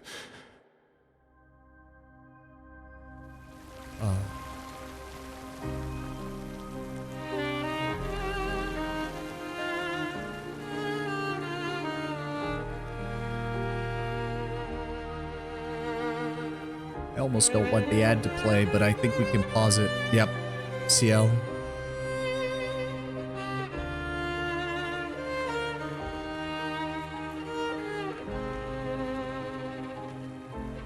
I kind of want her to just flip him off as she disappears, because I feel that would be very fitting.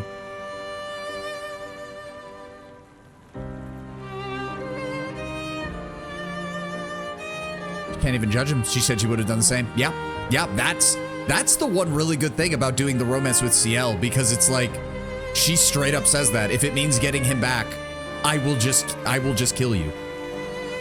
She can't even judge him. He did the exact same thing. To save the real Mael from her own choices, he would destroy everything.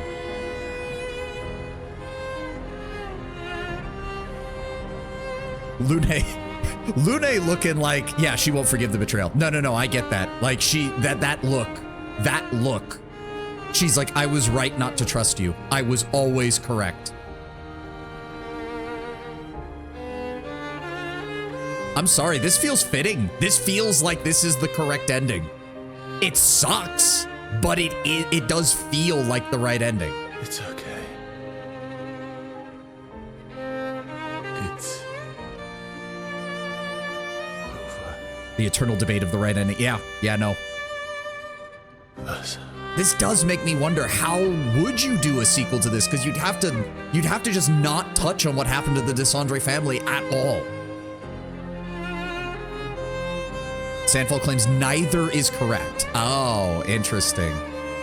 That lends more credence to that theory you said, where it's like Gustav was the only one who could have bridged this gap, but he was the only one Verso didn't save.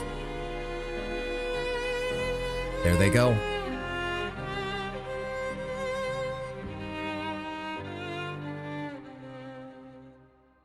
And that's why Clea is the only possible option for an Easter egg. Yep.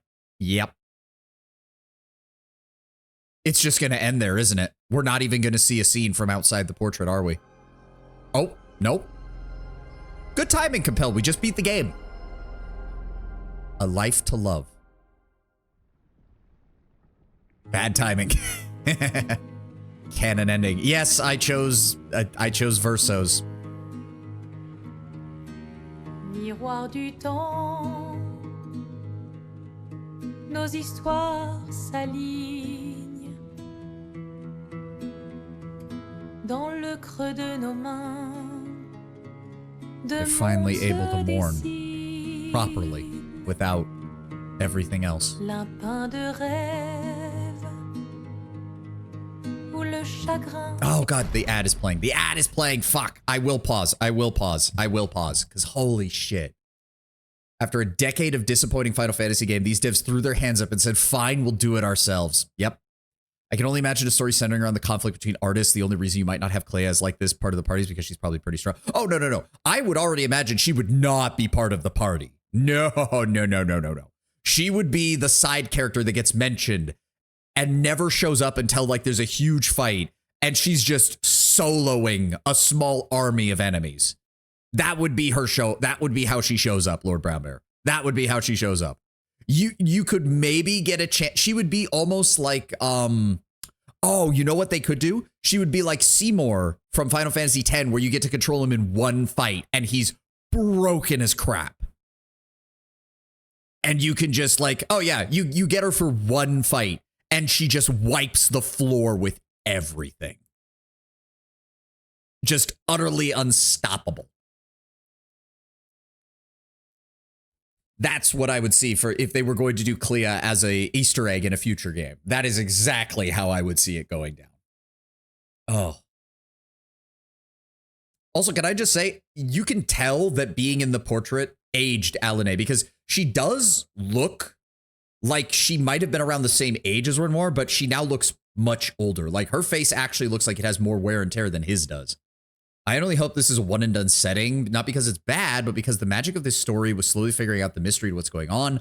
That'd be gone in a sequel. I don't actually agree, Compelled, because we know so little about the quote unquote real world of Clair Obscur that I think they could pull it off one more time. They could do one more good game set in the actual world of Clair Obscur, and they would still be able to sell that mystery because we know so little about what's going on in the actual world. All we know is that it appears to be our world, but with magic related to creative endeavors, writing, painting, and that kind of thing. We have no idea about the rest of it. The sequel would have a whole new context for painting powers, as well as the implication of how other art powers work. Yes, yes. I would love to see that. As I said, I was speculating on it last time. I think there's a lot of room here. How far could they take it? Not sure, but I definitely think they can get at least one more really good game out of this method. They really are leaning on not knowing much about the world, though, because that was what was one of the major advantages in this game and what would be one of the major advantages in any attempted sequel. Once you're past that, then I have to agree with Compelled, because then it becomes a hell of a lot harder. A hell of a lot harder. Okay, ad is finally over. We can continue. Please let me see this absolute cinema. He's fucking carrying the SKA doll.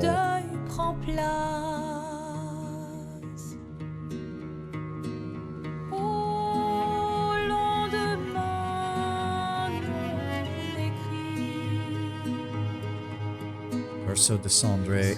Oh, 1905. Okay, we finally have a year.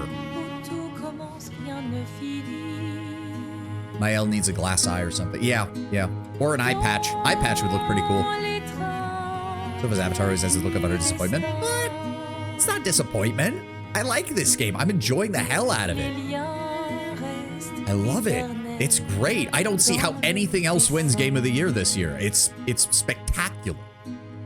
I would say I have a bit of a judging face, but I think that's natural for RPGs. You should be judging. RPGs are some of the best stories and shit in this game. He was in his 20s when he died. 79. Yeah, 26. 26, I think. It won't win. It should, but it won't. Oh, you're thinking that they'll just refuse to give an indie game this kind of thing? The game has already been getting snuffed by the awards. Ooh, interesting. Wait, 33rd of December? Wait. What? Hold up. Shelve the talk about that. Wait, we already mentioned that? Did you? I don't remember that at all. But there are other more worthy game awards that will be front and center. I hope you're right, Lord Brownbear, but yeah. They weren't even nominated for Best Original Soundtrack. Oh, what?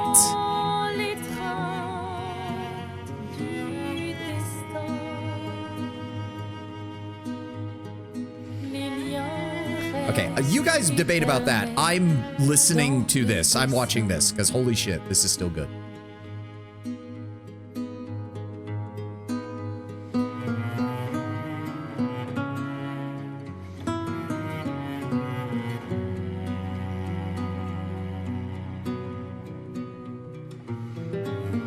You guys can bitch about that. I'm watching the final cutscene. I'm focusing on this. We can talk more about this after the final cutscene. All right?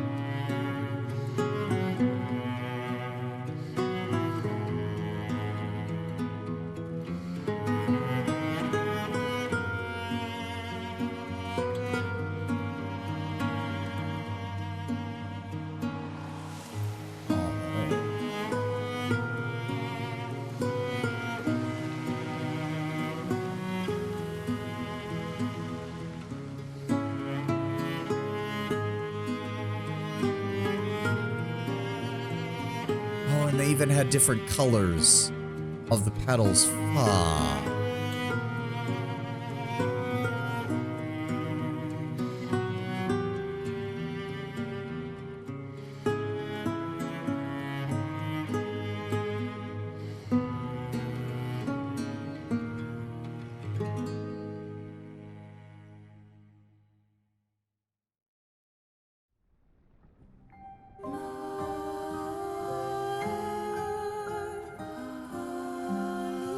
Fuck, that was good.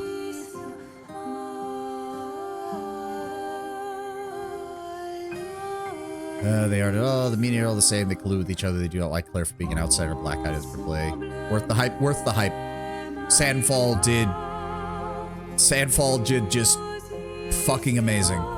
Fucking amazing. There's no other word for it. They did an absolutely amazing job. Absolutely amazing job.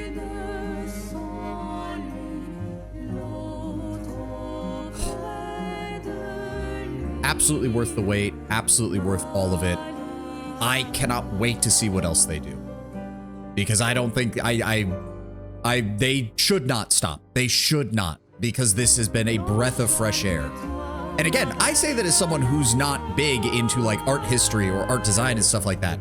So some of that I know flew over my head. I can only imagine that there are probably some people out there with like art history degrees and stuff like that who are probably just, again, as I said, salivating over the opportunity to really analyze this game for all it's worth. Sandfall bursting onto the scene, flipping the table, declaring that they are better. Yeah. Not even declaring that they're better, just plopping it down on the table and saying, this is better than yours. Goodbye. And the entire gaming audience going, yeah, no, they're right. Take our money.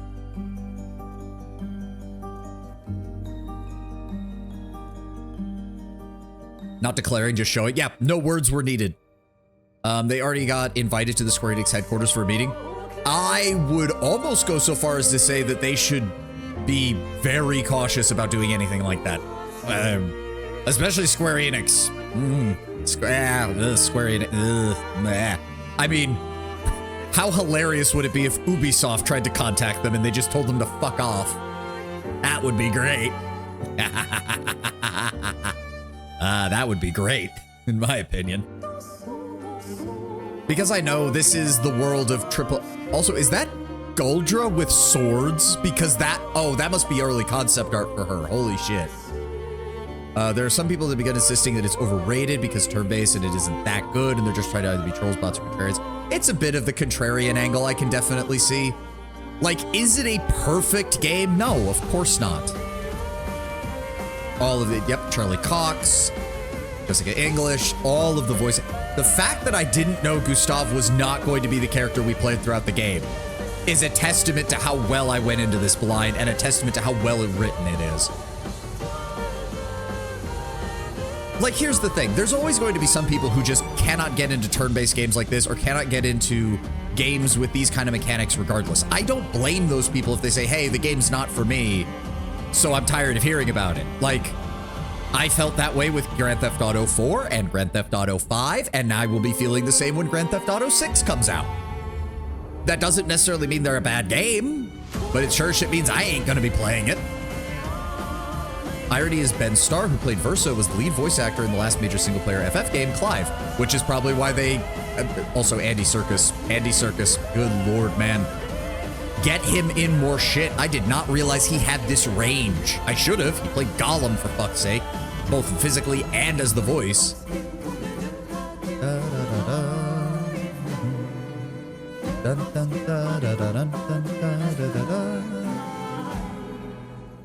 For a second, I thought the credits were over, and I was like, holy shit, that was the shortest credits we've had on this in any of my Let's Plays ever. Because usually we're sitting here for like 15 to 20 minutes. I love it. Now, to be fair, Compelled, I have heard good things about, is it 16 we're on now? 16 or 17, whatever the Final Fantasy game. Just that, like, not that it's amazing, but that it's certainly a step up from the last few offerings. Lorien Testard, holy shit, appearing out of literally nowhere and giving other game composers a run for their money. Yep. This soundtrack artist was discovered on SoundCloud by the devs and was a high school teacher. Yep, I've heard that stuff. Both Tenwin has mentioned it, and it was one of the few things that I had heard going into this.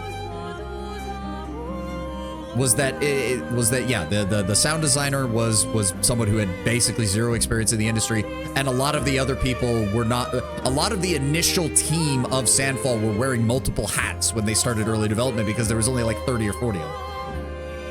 And then as they added more people, they were finally able to start changing out how things work. Yep, there we go. Andy Serkis, Charlie Cox, Ben Starr, Jennifer English, Christine Ryder, Richie Keeble, Shala Nix, Maxence Casaro, Maxence, the most French or romance-sounding name. Good lord. Perfect choice for SKA. Mon ami. 60 was okay, had some major issues with it by the end of the last third of the game. Yep, that was pretty much what I heard. Still a massive step up from 15 and 13 from what I heard, though, so that's already like a step in the right direction.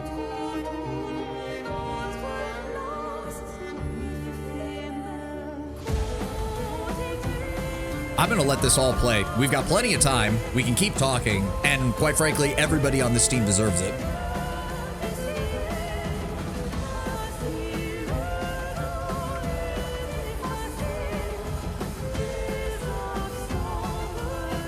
Yep, Lorien Testard, there he is, music composer and guitar, so he was actually playing it. Nice. And then everybody who played, wow, how many cello players do you need? Dear God. Harp? Okay, wow. Yeah, they went all out. God, they did such a good job. They did such a good job. With art across the board, flawless, amazing turn-based combat with a tiny bit of jank. It's the idea of taking the Dark Souls style parry and dodge mechanics and putting them in a turn-based game where it's used to mitigate the damage the enemy deals is such a... It's one of those things you look at it and go, why have other turn-based games not done something like this? Because let's be very honest, in most turn-based games, I'm going to use Final Fantasy X as the example because it was one of the leading turn-based games that Square Enix ever did. There's really nothing you can do aside from just throwing buffs on people to reduce damage. The AI is just going to choose a target and you're going to hope to survive it. Some have it, it's just rare. Yes, but this is the first time that it's really come to the forefront, I guess is the way to say it, Tenwin. And part of that, even though I'm not very good at it, part of that is the fact that you have not one, not two, not just dodge and parry. You also have the gradient counters and the jumps. So once you learn the enemy's moveset and once you get to the point in the game that enemies have the opportunity to do any one of those 4 types of attacks, you actually have a very expressive combat system. Oh, that's great. That's great. I love that. They did such a good job with all of this. And there we go. Expedition 33. Clair Obscur. So does this... So wait a second. Where would this... Oh. So hitting continue takes you straight into New Game Plus. Is what I'm getting. Because that's Lumiere before Renoir does anything. And it's with Verso only, which means we would load in as Gustave, I would bet. And would you look at that? It went right for 69 hours, right under 70. You were right on that, Tenwin. It did take us right around to 70 hours. I think you said it took a maximum of like 80 if you really dived into everything. I think it's a separate button. Really? Because I'm kind of scared of hitting that, so we're not going to. We're going to hold on the screen for a little bit. Overall, like if I had to give this a, let's do a 1 to 10 rating, or 0 to 10 rating technically, I would probably go as high as a 9 out of 10. There are a few small things that, for one thing, optimization does still seem to be an issue. Although the game looks amazing, but the fact that I had some settings had to be reduced to basically nothing in order to keep it running with my VTuber Studio is a little bit weird. Because usually, if I run into that situation, lowering the overall quality tends to eliminate it. But with this, I had to play around with the settings multiple times. To start New Game Plus, you go to a flag, and it will now be an option. Oh, okay. Well, if that's the case, hold on. I want to actually see... Let's see what that looks like. Let's see what that... So if I go into this, what does it do? Oh. Wait. Oh, okay, we're here. So if we really wanted to, we could go see what the other ending is. Yes, there's New Game. Do you guys want to do that? I'm willing to go do that. Like, if I go all out with my L, we don't have to worry about any of this shit. So, yeah, let's fucking do it. We got plenty of time. All right, Renoir, you're about to have a very, very bad day. Should be able to load, save, and jump right to the room. What? Sought Peak? What? What? Miles just gonna snap her fingers and end the fight. Yeah, pretty much. What do you... SOTP? What is SOTP? What? There should be a way to go to quick saves. Well, it doesn't matter. Tenwin, this is not going to take long. This is not going to take long at all. Oh, wait. What? Huh?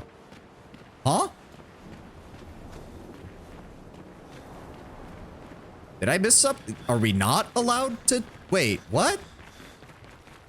I'm confused. You have to? How do I do that? Load previous saves. Oh, there we go. What time is it? Hold on. So it would probably be the 1:18 one. Right? Fuck. That's not good. That's not... Oh, shit. I might not be able to. That one?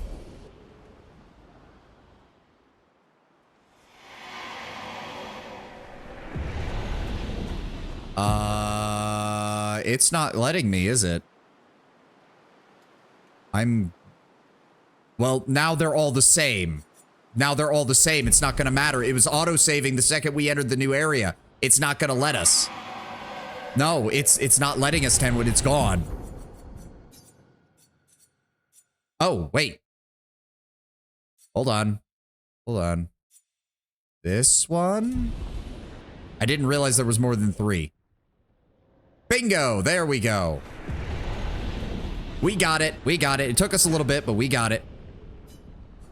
It's time to stop painting. So we've seen all this. We've seen all this. At least I don't have to play through the entire game to see the alternate ending. The only thing I would do if I was doing this alternatively would be to romance Luné instead of Skiel. We can skip this. We've seen this. We've seen this. Decide the fate of the Candace. Fight as Mael. Why do I have a distinct feeling that the final scene for the only difference is going to be it's going to show the tomb, and it's going to be both Verso and Mael rather than just Verso. I have a bad feeling about that. Oh, well, it's a good thing we can one-shot it because we start with 1 health. Sorry, Verso. This is going to suck. You trained her too well. Mael is too fucking powerful. All right, let's watch this.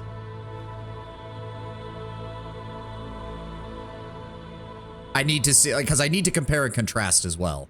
I need to compare and contrast. Thank you. Stop him from painting.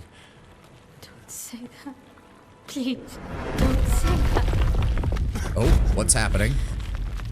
Now it's in reverse. Now she's holding him. Yep. Hey, please, listen to me. Only you can do this. You can do this, please. Unpaint me. Unpaint me. Oh, God. Please. I don't want this life. Stop oh, my saying God. that. I don't want this life. I don't want this life. I just wanted to live this lifetime together. This lifetime that was stolen from us. Please. Brother. Please. I don't want this life. He finally broke down. Like, because he's been hiding that. God, that reeked that. Oh. Help me. For the love of God, Mael, let him go. Even if you want the rest of the canvas to be fine, let him go, for the love of God. He's been here too long.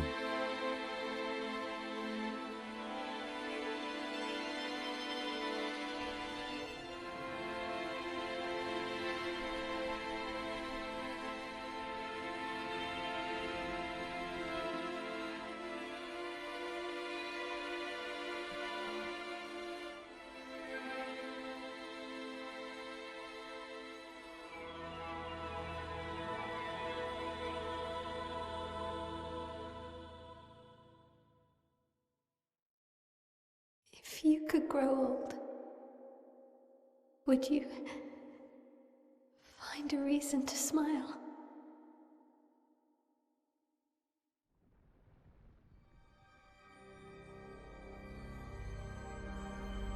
Oh, a life to love for the other one versus a life to paint.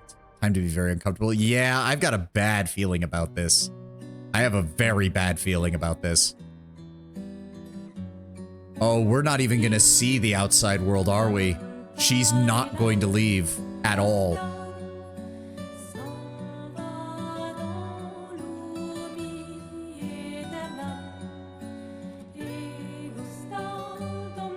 Is that Gustave that just got mentioned in the song?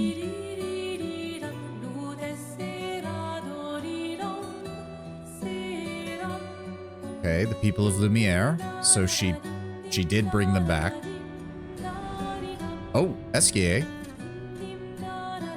Lumiere contains mentions Gustave, Renoir, and I think Verso. Oh, Monoko's in the suit. That was kind of cool, not gonna lie.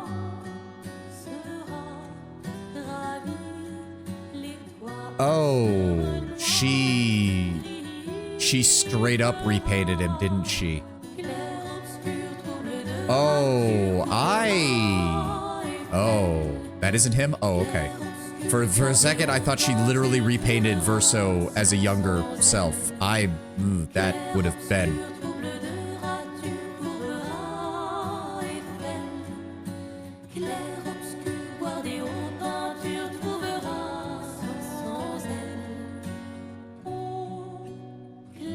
That might be Scielsa. That would make a lot of sense, actually.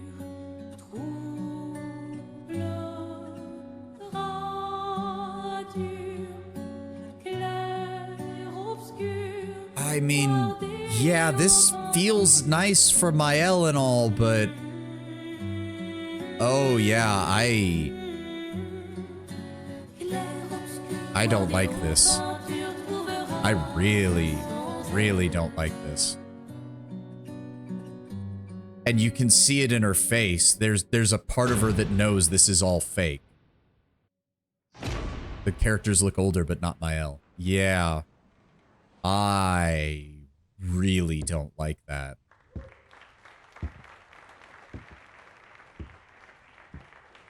Oh, you can really, God, you can really tell that he, oh, this is, you can definitely tell he's Renoir's son now because he looks older too. Oh, God. I feel deeply uncomfortable with this ending.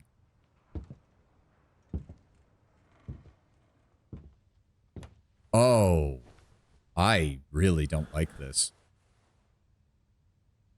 God, you can see it in his face too.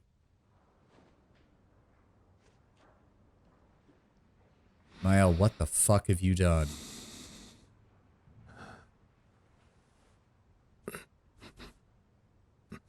He's trying to fight it. He doesn't want to be here anymore. He made that abundantly clear.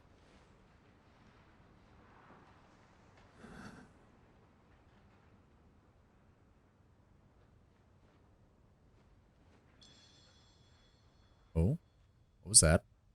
I heard something. Horror movie vibes. Yes.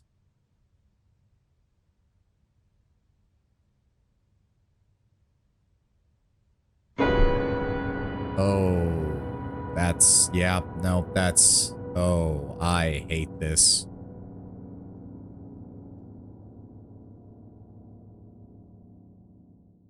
Oh, I fucking hate this. It's gonna cut right as he plays the first note, isn't it? Yep.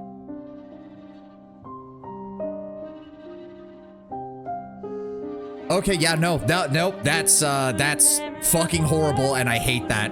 Holy shit. Nope, we made the right choice. Verso made the right choice. Nope, nope, nope.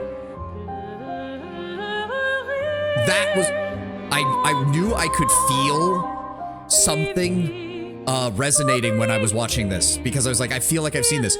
Have any of you seen that recent advertisement that is talking about allowing you to continue to talk to your dead relatives through an AI? That is exactly what that felt like. Holy shit, Mael. What the fuck? Nope, we made the right choice. Verso's ending is canon. I will accept zero argument on this. Holy crap. Something so uncomfortable and unhuman. Exactly. That is, oh, God. Nope, nope, nope. Verso made the right call. Verso made the right call. Holy fuck. Okay, now I'm questioning because I was like, oh yeah, I could definitely see how there's debate on that. No, no. How is there debate on this? Who the fuck thinks that that's the good ending? Who in their right fucking minds? I am disturbed on a level that I have not felt in a while learning that. There are people who can argue right. They can try. I question your humanity if you do, though. Holy fuck. Ricky did it relatively well. I'd have to watch his videos. I have not watched them. I have a playlist pulled up of like 4 different people who I need to watch play this game that I have not touched because I did not want to spoil myself. Wooly Versus has started uploading as well, and he has the added advantage of he's played it, his friend who's playing the game on the stream hasn't, and both of them know French. He did a specific video discussing the ending. All I see from Mael there is delusion. This is actively reinforcing every bad habit of hers, every bad choice of hers in one ending. And now no one can get her out.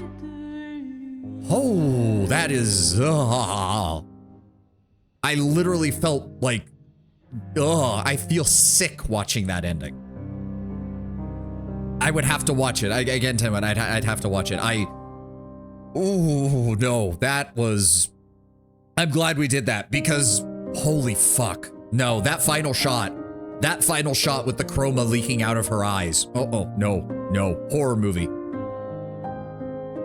I'm sorry, Verso made the right call. 100%, 110%. I don't see a legitimate argument otherwise. So he must be French because he's the only voice actor listed, which means he had to have done the voice for both the English and French audio. If Mael survives long enough, let's not kid ourselves, she isn't remaining. If she survives long enough, you know darn well that Renoir's going back in, and Mael Alicia is not really strong enough to keep a rejuvenated Renoir at bay. Yes, but from the looks of things as well, how much more damage will she have done to her actual body by the time that happens? Because it does look like being in the portrait. Or Clea? I'm gonna debate on that one because based on the dialogue we saw from Clea, I think she'd basically say no. Mael made her, or Alicia made her choice. I'm not wasting more time. I'll mourn the fact that she's already lost to us. That sounds like something more Clea would do. I legitimately think she would be of the opinion of, I didn't lose one sibling in that fire. I lost both. I think in her mind, if Alicia chooses not to come back, then to Clea, she's already chosen that death was preferable than living without Verso. I think she'd hate it. I think Clea would be distraught at it, but she also would no longer waste time trying to save a sister from something that she wants, from a delusion that she wants to destroy her life. Now, would Renoir try again? Probably. Would he succeed? In the end, maybe. But the end result would still be a destroyed family. There would be no difference. And it would be an Alicia dragged back into the real world, even weaker, even more physically handicapped than she was before. It's horrifying. That ending is horrifying. I hate it. I hate it, and it is so well written. I will give the writing staff that. That entire scene is hauntingly beautiful with how much I viscerally am disgusted by it. Absolute sin. Like, that's the thing. I now don't see how you can make an argument for it. But that also completes the ending. This ending is beautiful. 9.5 out of 10. Congratulations, you bumped it up another half point because of that. 9.5 out of 10. That last 0.5 is just from the little technical issues that we had throughout the game. That's it. That's it. It is nigh flawless. Holy shit. I'm gonna let the credits play again. It was that good. These people deserve it. Every single one of them. Every single one of them. Holy shit. I got nothing. Like, what else am I gonna say? Double credits. Yes, they deserve it. They deserve it. This game deserves Game of the Year. Like, there is no argument for any other game in my mind right now. The Verso ending feels more right, or at least worthwhile. That's the thing. Like, well, that's the thing, Lord Brember, because that's the point Renoir was making in almost every line he made. These choices are cruel. There is no good choice. There is no good choice. But the ending, the Mael ending is wrong. You might be able to say that it's not a bad choice, but it is, at its core, wrong. There is something about it that just feels wrong. It is allowing someone who is having delusions, it is allowing someone who has been massively psychologically and physically scarred to embrace the very worst aspect of themselves and giving them permission to do so, which is horrifying because you know it will destroy them. Again, in that world, in that timeline, shall we say, Renoir absolutely tries again. He won't be able to stop himself. Clea, however, I think will basically come to the conclusion Alicia died in that fire. There is no other way to rationalize it in her head. And as for Alanay, I don't even know. I can't imagine. Either way, the Desandra family is destroyed in that ending. It's gone. It at least has a chance in the Verso ending, but it's gone in this one. It's just gone. You know what I just realized because I said that though, guys? A sequel in which you play as one of the writers who caused the tragedy would be an amazing twist. It would be evil for the writing team to do that, and I want them to. Could you imagine if the opening of the sequel is the Writers Guild talking about how the Desandre family has been utterly destroyed? Like, they don't tell you how, they don't tell you why, but they just say it. Honestly, a game where you play the whole game doing things that isn't revealed until the absolute final scene. Yep. Did you think it was a single writer who did it, or was it group sanctioned action? I can't imagine it was more the former than the latter. It depends on how their world is structured. We just don't know. We just don't know. And that's a good thing. It gives them a lot of room to operate if they do want to pursue that thread. It also gives them a lot of room to operate if they want to take the sequel in a completely different direction. It might be that they do a sequel that is only loosely within the same world and never mention anything about what happened in Expedition 33. We all know that Alanay was the head of the Painters Council, was being the emphasis. Yes, yes. Again, we just don't know how that world is structured. We don't know how did I not notice that the petals are 2 different colors on the main screen? What is wrong with me? How did I not fucking notice? Oh, this... I could easily see Justified playing through a New Game Plus of this, because holy, there's so many little details you could pick up on. Details that I've probably forgotten a dozen times over by now. It's so good. It's absolutely amazing. But yes, in my mind, Verso ending, totally canon, because the other ending is too goddamn depressing to contemplate. It is horrifying in how it is written, and I love that they did it. Like, it is one of those things. It's a lot like, do you remember the scene of Alicia appearing in camp and making the strange speech of envious of those who know not that they are not? Yes, yes, that line. That line, they know not that they are not. That was the line that first had me thinking, like, are they really going to do a this isn't the real world storyline? Because I'll be honest, part of me at that time was like, 1, that sounds really cliche. 2, how? Like, how? Because in my mind, most of the time when you have that kind of trope, it's always super advanced sci-fi Matrix bullshit. And I'm like, that wouldn't fit in a game like this. It wouldn't fit the art style. It wouldn't fit the tone. It wouldn't fit the theme.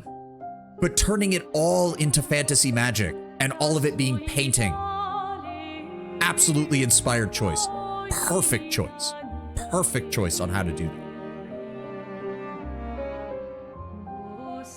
Oh. I'm just gonna gush about this game for a little while because God, it's good. I don't have any other, it's hard. I don't want to say I have no other words for it. I have many words for it. Many words for it involving amazing, incredible, high quality. How the hell did Sandfall come up with this? You crazy bastards. I can't wait to see more. Please give me more. Give me more. Let me give you money. Let me shove another $50 to $60 down your guys' pockets while you give me more. Please. I'm begging ya. Oh. We know? Yeah. Yeah. See, because this is, I don't know, like, I don't see... This is the kind of game that I play games for. This is the, like, I can go on about the open choices of Baldur's Gate 3 and other CRPGs and stuff like that, but this is the kind of shit I want to see. Give me a good story with good characters, with everything. Oh, this is so good. This is so good. And it made me feel, like, they avoided so many pitfalls. Like, let's be very honest. They managed to write Renoir so goddamn well. Because it's so easy, so very easy to fall into that daddy issues type trope. If you're going to make somebody's father the main villain, It is so easy to be when 90% of those characters, I can look at the game and go, oh, the lead writer has massive daddy issues, like unresolved daddy issues. I didn't get that here. The Desinar, I can't pronounce their name because it's French. They were a good family. Renoir was a good father. He honestly believed everything he was doing was good. And he wasn't wrong. As we see in the Verso ending, he's not wrong. He literally wasn't.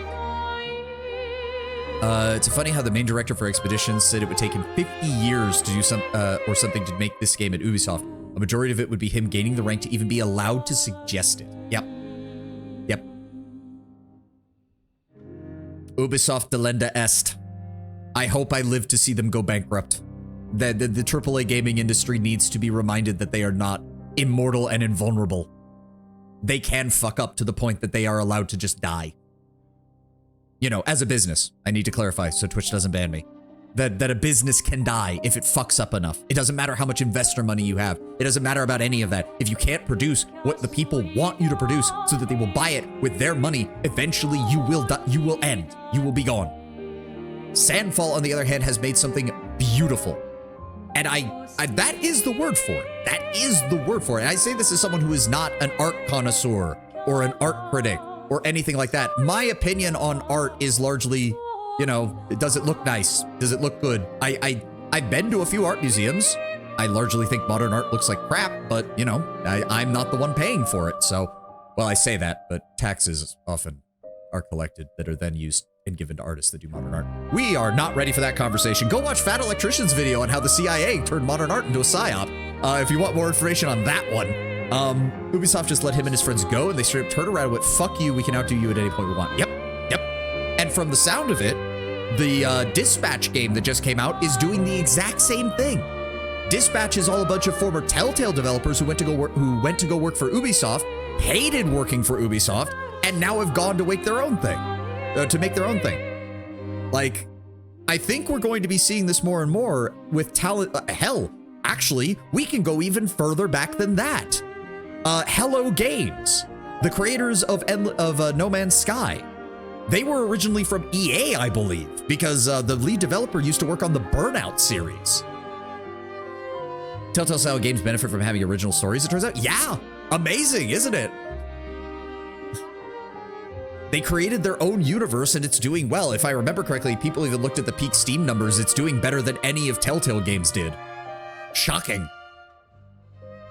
Like, I think we're about to see an exodus from the AAA industry as people who are mid-level in these industries realize that as long as they actually make a decent product, they don't need these AAA studios for the most part. As long as they have a clear vision of what they're making and they don't go Star Citizen and start collecting money and then never releasing the product.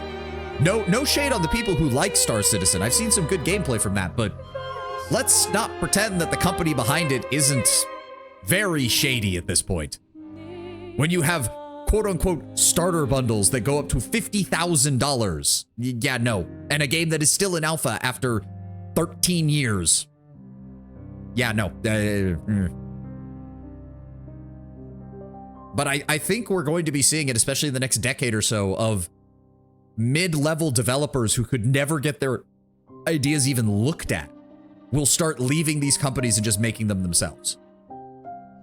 They're just not going to care anymore. And if that happens, well, firstly, we're already seeing some of it because I have seen some conversations in regards to Expedition 33 where people say, can we really call it an indie game? Because they make the argument that it's too high fidelity and too high quality to be qualified as an indie game. Too many people worked on it, too much money was raised for it. Which, I mean, technically the original definition of indie just meant you weren't working with a major developer and publisher. Going by that, Sandfall is absolutely an indie game. It's possibly one of the most successful indie games under that title of all time, not since something like Minecraft was made. Frickin' Notch just coming out and creating the most successful video game of the last 3 decades. Silksong, Hades 2, KCD 2 to a lesser degree, all of them indie AA games, separate from AAA culture. They exploded popularity, doing as good as every other title this year. Yeah. Silksong just coming out of nowhere. That was literally the meme of Silksong's out of nowhere with the steel chair to the back of the AAA gaming industry's head. And it's like Expedition 33 did a sweep to knock the AAA industry to the ground, and then here comes Silksong with the steel chair right to the face. Meanwhile, Hades 2 and Kingdom Come Deliverance 2 are holding him down. It's a whole tag team brawl. Can you tell I don't watch wrestling? I haven't watched it since I was like 10. But the mental image of the AAA gaming industry being beaten to death by indies is certainly a nice one. Not gonna lie. It feels awkward because I feel like we still have 2 hours left in stream, and here I am just talking about this, but I don't know what else to do. Tiny part of me almost wants GTA 6 to come out this year. Sure, it would sell more, but let's not kid ourselves, the artistic difference would be enormous. I mean, we'll see. As I said, GTA is not my cup of tea, and it never has been. So, like, I've never understood why GTA 5 made the money it did. And I will not understand why GTA 6 will most likely make the money it did, unless something goes horribly wrong. Which you never know. You never know. We have Concord to look at. Concord's still being held up as the premier example of AAA industry fucking just absolutely shitting the bed in the worst way possible. That's the thing. We proved it's possible. It's one thing when a midline developer working for a high-end publisher fails and gets canned. When Visceral gets destroyed because Dead Space 3 didn't outperform everything EA wanted. Or when Gearbox shuts down the guys who made Duke Nukem after it flopped back in the day. It's another thing for a huge mainline studio with Sony's near infinite money backing just falling into a pit and dying. Business-wise. Did you see Shroud claim? Yes, I saw that bullshit. I don't... here's the thing. I've heard the name Shroud. I have never watched him in my life. I have no idea who this person is aside from he's a streamer. Like, even Asmongold called him out on that. Like, what? Hell, I think I saw some people point out where it's like, we already have a category for that. It's called Best Multiplayer Game.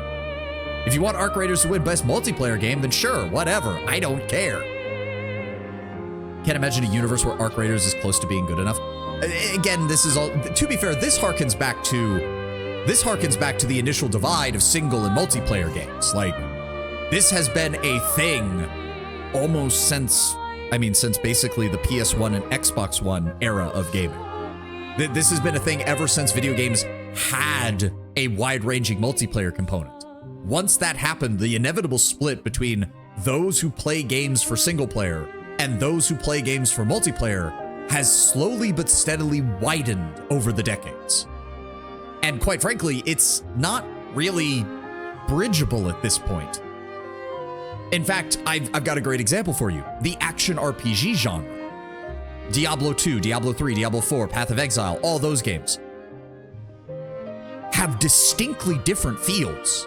If you play Diablo 2, 3, or 4, honestly, all of them, as a single-player experience, it's fun. You can get through a lot of it, but the game inevitably ends. But the multiplayer component is on a completely different level. Its design is on a completely different level. Its gear choices are on a different level. Its customization of those gear choices on a different level.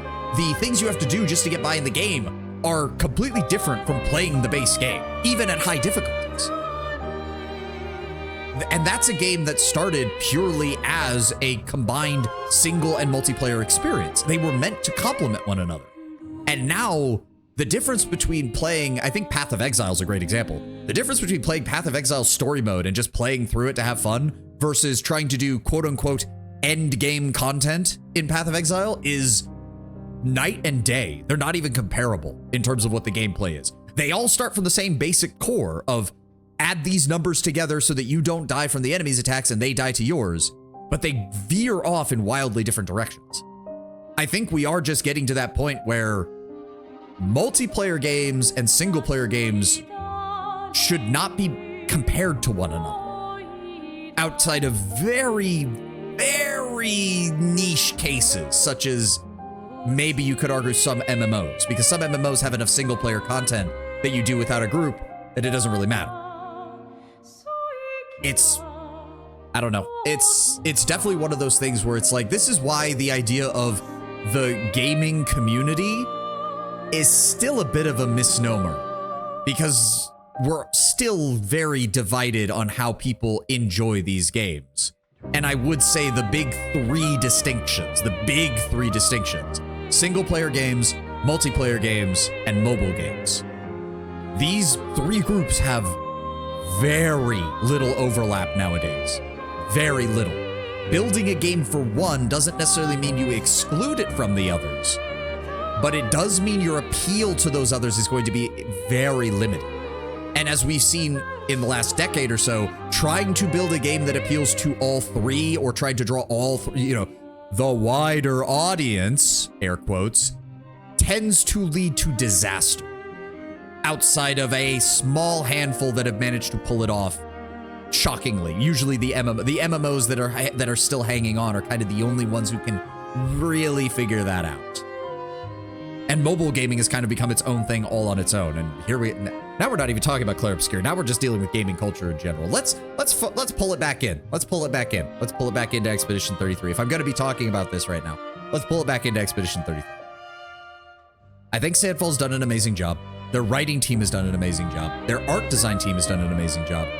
Their sound producer should be proud as hell, and I hope he wins an award. I kind of agree with Compelled. I think it's going to be a case, Tenwin, where they'll let Clair Obscur win some things, and then there will be other awards that everyone watching will go, wait, why didn't they win this one too? I mean, hell, you can go back at like a great example actually, and this actually might be why video games are having a slightly harder time in this realm. I'm telling you, Expedition 33 will sweep the Real Game Awards. I hope you're right. That's the thing, Lord Brownbear. I hope you're right. I hope I'm wrong. I hope Compelled is wrong. I would love to see it.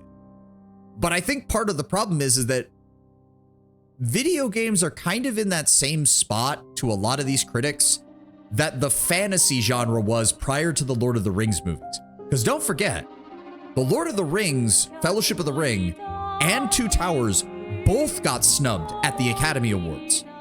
The Academy did not want to give them the full suite of awards that they were in, and it was only after delivering 3 out of 3 with The Return of the King, after delivering 3 out of 3 major motion pictures that could not be argued against, that they finally broke down and gave them everything that they thought they deserved.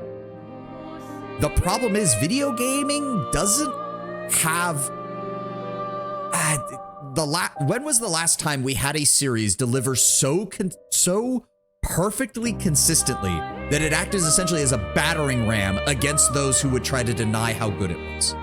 The closest I can think is Mass Effect, and they managed to botch it right at the end because the community, the actual people who bought the game, were the ones who had the problem with it right at the very end. Like, I do think we're in that position where we would need a game like Expedition 33, and it would need to be this good for multiple entries to basically force people to go, yes, this is art. This is good. You cannot deny it. It has to be a combo. It has to be a 1-2 punch. It has to be one after the other, because if it's just one, they'll just sweep it under the rug and go, that was a fluke. It has to be consistent. It has to be one after the other. 1, 2, 3, and down. 1, 2, 3, and down. Something like that. Because until that happens, you'll be in the same position that films like Lord of the Rings were until Return of the King came out, where they will just keep making excuses as to why they don't deserve it.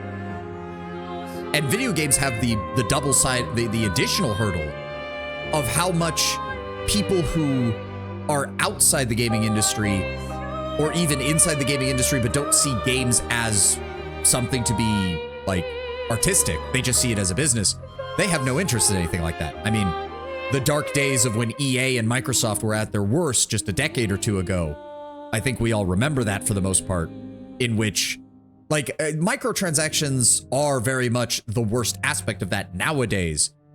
But these video game companies have had their elements that do not see games as anything other than make our line go up. If you do not make line go up forever, we shit can you and throw you in a hole. Like, I get it. They're businesses. They have to make money, but as we've seen with many flops throughout the years, that doesn't stop them from making flops and then promoting the person who made the flop because they happen to be friends with the boss. So it's not like nepotism went anywhere. Here we are again ranting about gaming culture. I'm supposed to be talking about the game, but it's hard not to. It's hard not to because Sandfall did something incredible with this. That's why Sandfall most likely could never exist in a AAA space. I think you're right. I think that if they are looking for a producer to basically throw them additional money so that they can make the next game even bigger, they need to be very careful. Now, they are in a good position because they've done what most successful indies do, which is you release something that's completely indie beforehand. You establish that bedrock of this is our level of quality. If you want us to maintain this level of quality and this level of storytelling, you can't interfere with us on a production level. That's a good bargaining position to be in if you're talking to people like Square Enix or Sony or Microsoft or EA. You have to have that, or they will just sink their claws into the developers and start making changes. And you won't be able to say no because you took their money. Now, of course, some producers are better at this than others. Surprisingly, EA the last decade or so has actually been a bit better about it than they have in the past about letting various companies do what they want after Visceral got annihilated with Dead Space 3. But you have others who are taking the opposite approach. Microsoft, due to their free gaming platform and all their stuff, seems to have been getting more and more involved in things. And we saw that with the demise of Tango Gameworks and Hi-Fi Rush. Sony doesn't seem to know what the hell they're doing. Square Enix is a coin flip. Either they get if Sandfall works with Square Enix, it's a 50-50 coin flip of whether Square Enix just lets them do what they want and Square Enix just gives them more money to do it better, or if Square Enix desperately tries to do that whole you thought you could do Final Fantasy better than us, now we own your soul. I would almost see it as a spiteful move. Like, I'm not gonna lie, if they end up partnering with Square Enix, I'd be very concerned that Square Enix doesn't go out of their way to sabotage them. Maybe that's my paranoia talking, but it wouldn't surprise me. And I'm not talking the other developers in Square Enix. I think the Final Fantasy developers in Square Enix are looking at this and going, holy shit, we need to up our game. But the business side, they're looking at this and going, how dare you? Because that's how these people always look at this shit. Yeah. I mean, I don't want that to be right. But if I were Sandfall, I would be very careful about who I take money from. I would be very careful. Never underestimate the pettiness of the AAA space. Now, I wouldn't even go that far, Ty. I would never underestimate the pettiness of business degree measures. I'm dead serious. Never underestimate what a business degree major is willing to do to make a quick buck. Especially if he thinks that you took $1 from him. But it is interesting let's be honest, the normie audience for Final Fantasy died in 13. I know because I was one of them. I was one of those people who's just like, oh, Final Fantasy is cool and all. And I just played it to play it because it was a cool turn-based game. 13 killed my interest in Final Fantasy entirely. Just destroyed it. Just Bane on Batman broke its back and I never wanted to touch another Final Fantasy game ever again. There's a reason originally 14, the MMO, also didn't have much luck as well. Not just its game mechanics at the beginning. Most other people who had played 13 took one look at it and went, wait, this is built off the same engine? Why are we going to touch this at all? Doesn't matter that it's an MMO. And then, of course, 15, Boy Band Road Trip. 16, again, 16 seems to be a step in the right direction. It just took them almost a decade and a half to get there. Again, to get back to my main point, if I was Sandfall, I would be very careful about talking to Square Enix. Quite frankly, with everything that's been going on with Nintendo and Palworld, I would be hesitant to talk to any Japanese corporation as an indie developer. Because that just seems like a recipe for disaster. Either they're lining you up to line their own pockets, or they're putting you in their sights and trying to aim down on your head with a sniper rifle.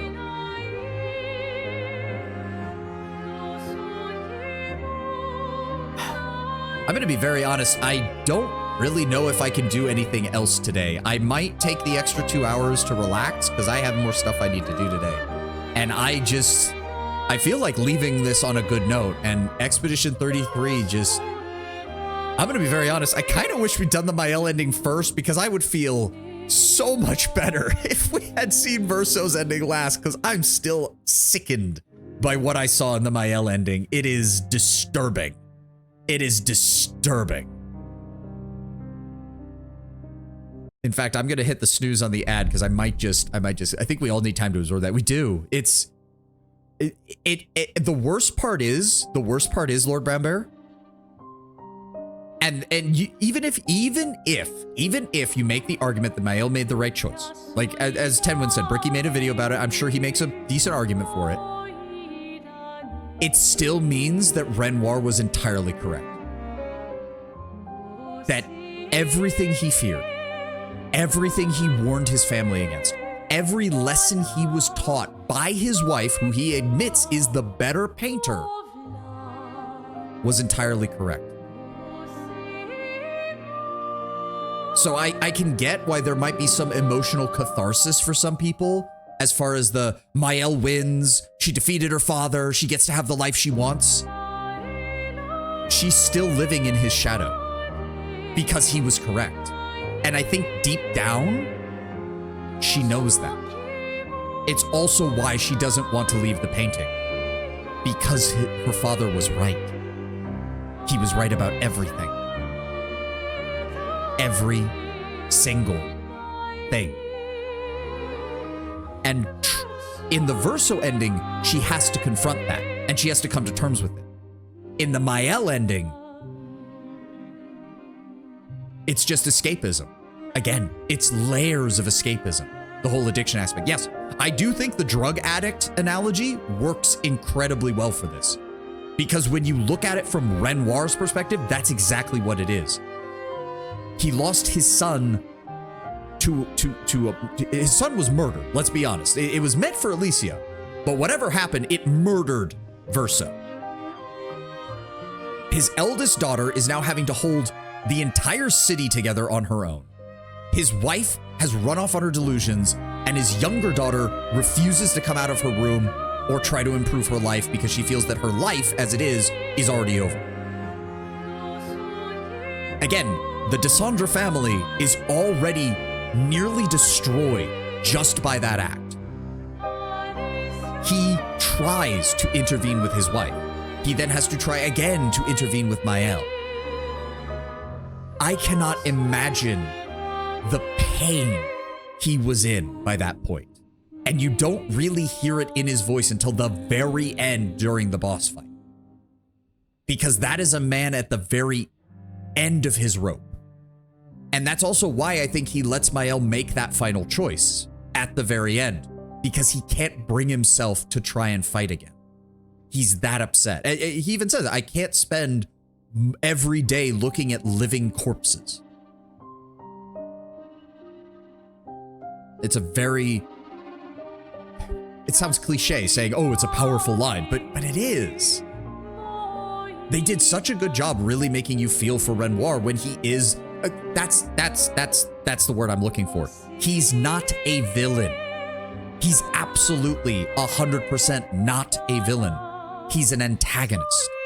And sometimes people have a very hard time distinguishing those two things. In fact, now that I'm on this, I'm snoozing the ad again. Hold on. People, especially in modern media, have a very, very hard time distinguishing between a villain and an antagonist, because we associate evil with the villain. We associate, if something bad happens to the hero, if something bad happens to the main characters, we associate that as an evil act. A great modern example is Skylar from Breaking Bad. Because I've heard both sides of this argument, and there's an entire subset of the internet discussion around Breaking Bad that is all about how, on the one hand, there are people who despise her. They see her as horrible. They see every single thing she does as evil, almost, as the way she treats Walter. And then I've seen the other side that basically tries to excuse her of everything and claim, well, oh, the entire show is showing how misogynistic Walter is towards his own wife and how misogynistic people are towards, and the reaction of the fans is misogynistic towards Skylar. Because neither of them are considering she is not a villain, she is not evil, but she is an antagonist for Walter throughout like 90% of the show because she doesn't know what he's doing. Is she sometimes controlling? Yes. Is she sometimes unable to empathize with what Walter is feeling? Yes. Does Walter make that worse by not being a very emotionally open person? Of fucking course he does. It's almost like in these kind of stressful situations, people's worst traits feed off of one another. But would I describe Skylar as evil? No. She's a woman trying to care for her husband and her family. But does it get in the way of Walter's attempts to do the same? Yes. By definition, that makes her an antagonist. Renoir is in a very similar state. You could go so far as to describe as an anti-villain. Wouldn't necessarily go that far, in my opinion, because he does start to become it's very obvious that he has gone through a variety of things to try and end this addiction of his wife and his daughter to the painting. And I do think that even in the real world, he would be willing to do some fairly extreme stuff if it meant getting them out. I don't doubt that for a moment. Renoir strikes me as a man who truly is at the edge of who is the end of his rope and is willing to do anything if it means getting his family back. He does kind of make that very clear in the final conversation with him. But he is definitively the antagonist. He's definitively the antagonist of the entire party, of everybody, because he is at the end responsible for everything that's happened. The homage, the destruction of the portrait, everything. Which I think, again, feeds back into that theory that you said, Tenwin, which is that Gustav, in a way, okay, let's extend that comparison. Renoir is not a villain, but he is an antagonist. Gustav is not the protagonist, but he was the hero. Mael and Verso are not the heroes of this story. Gustav was, and he died. He was gone. The one person who could have bridged the gap, the one person who could have ensured that this did not come to its final solution is the one who dies, unable to fulfill it, unable to solve the problem, unable to reach the conclusion in which the hero, Gustav, would triumph over the villain, which is the nature of the canvas. Not Renoir, not the paintress, not Clea, the nature of the canvas itself and its effect on people. The one person who could have split that divide, who could have threaded that needle, was Gustav. Because he's the only one who could have gotten through to Mael. Because at the end of the day, even when her emotions awoke, or not emotions, her memories, even when her memories awoke, that was still Mael, not Alicia. Which means Mael had more connection to Gustav than she did to painting Verso. And because that link was not there, because that connection did not exist, it was close. They were friends, they were comrades. She obviously felt something for painting Verso, but it wasn't actually her brother. And despite all of her attempts to reclaim her real brother, deep down, again, deep down, Mael knows that. Yes, Gustav's death is what made it into a tragedy. Yep. The hero died in the first act. Oh, that makes the Doomed World comparison so good because that's grim dark. The hero dies in the first act. I'm going to be very honest. I think I am going to, this is the last of my snoozes that I can do on the ad. So if we are going to do this, I need to finish before that goes off again.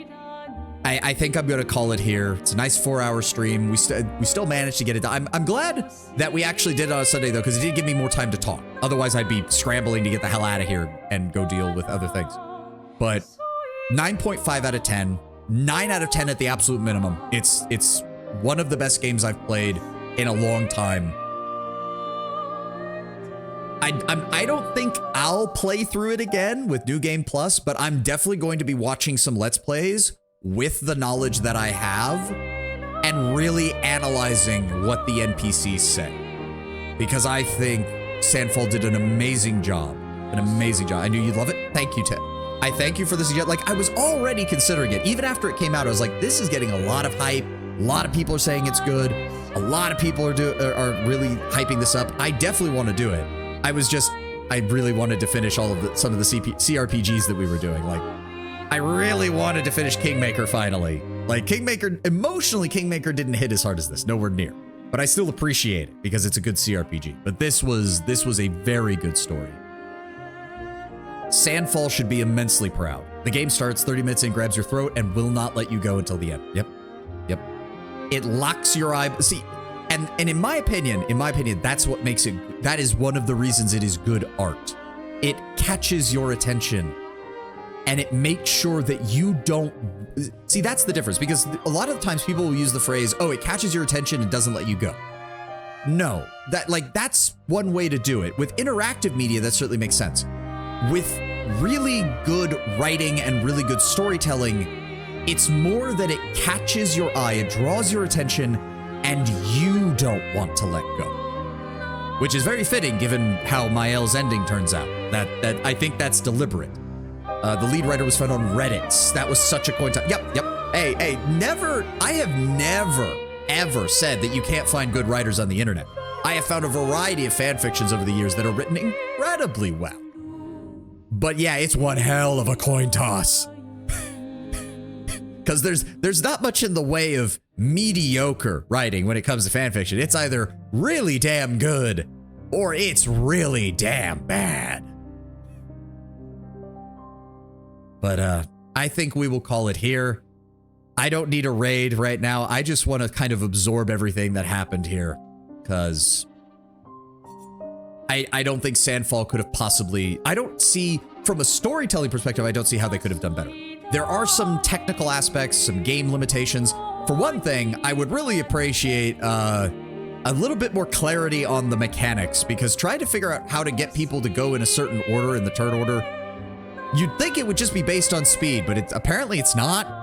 Like, it actually isn't. It's based on something else that I never quite figured out, and I even looked up Reddit posts, and other people aren't sure about it either. So a little more clarification on game mechanics, a little more let me see under the hood so I can optimize things a little bit better. That would be nice. Mael is still super overpowered. She can basically one-shot the entire game once you get her high enough level, so regardless. Again, those are my minor quibbles. That's the only thing that really takes the score down. I can't really fault, like, when I'm not running VTuber Studio, I can run the game at max resolution, at max size, at max everything, and it runs like a dream. So it's not their fault that I'm running a VTube Studio V-Bridger setup at the same time. I'm eagerly looking forward to whatever Sandfall does this. I am as well. I cannot wait to see it. So with that all being said, before Twitch tries to run an ad and I don't have the ability to say goodbye, thank you all for being here. Thank you all for joining me on this absolutely amazing Expedition 33. I cannot wait to see what Sandfall does next. I wish them all the luck in the world, and I hope they're able to get even, if they can get even like 75% of this quality the second time around, we could be looking at the birth of a studio that's going to go on to do some truly great things in the future, even beyond what they've already done. I think they have the ability to do it, and I hope they do. I'm going to go find the full official soundtrack and download that shit as soon as possible. Thank you all for being here. Thank you all for joining me. And for those who come after, have a wonderful day. Have a good one, guys. I'll see you tomorrow. I have no idea what we're doing yet, because I don't know if I want to start Wrath of the Righteous next. Yes, adieu, Tenwin. Adieu, and bon voyage.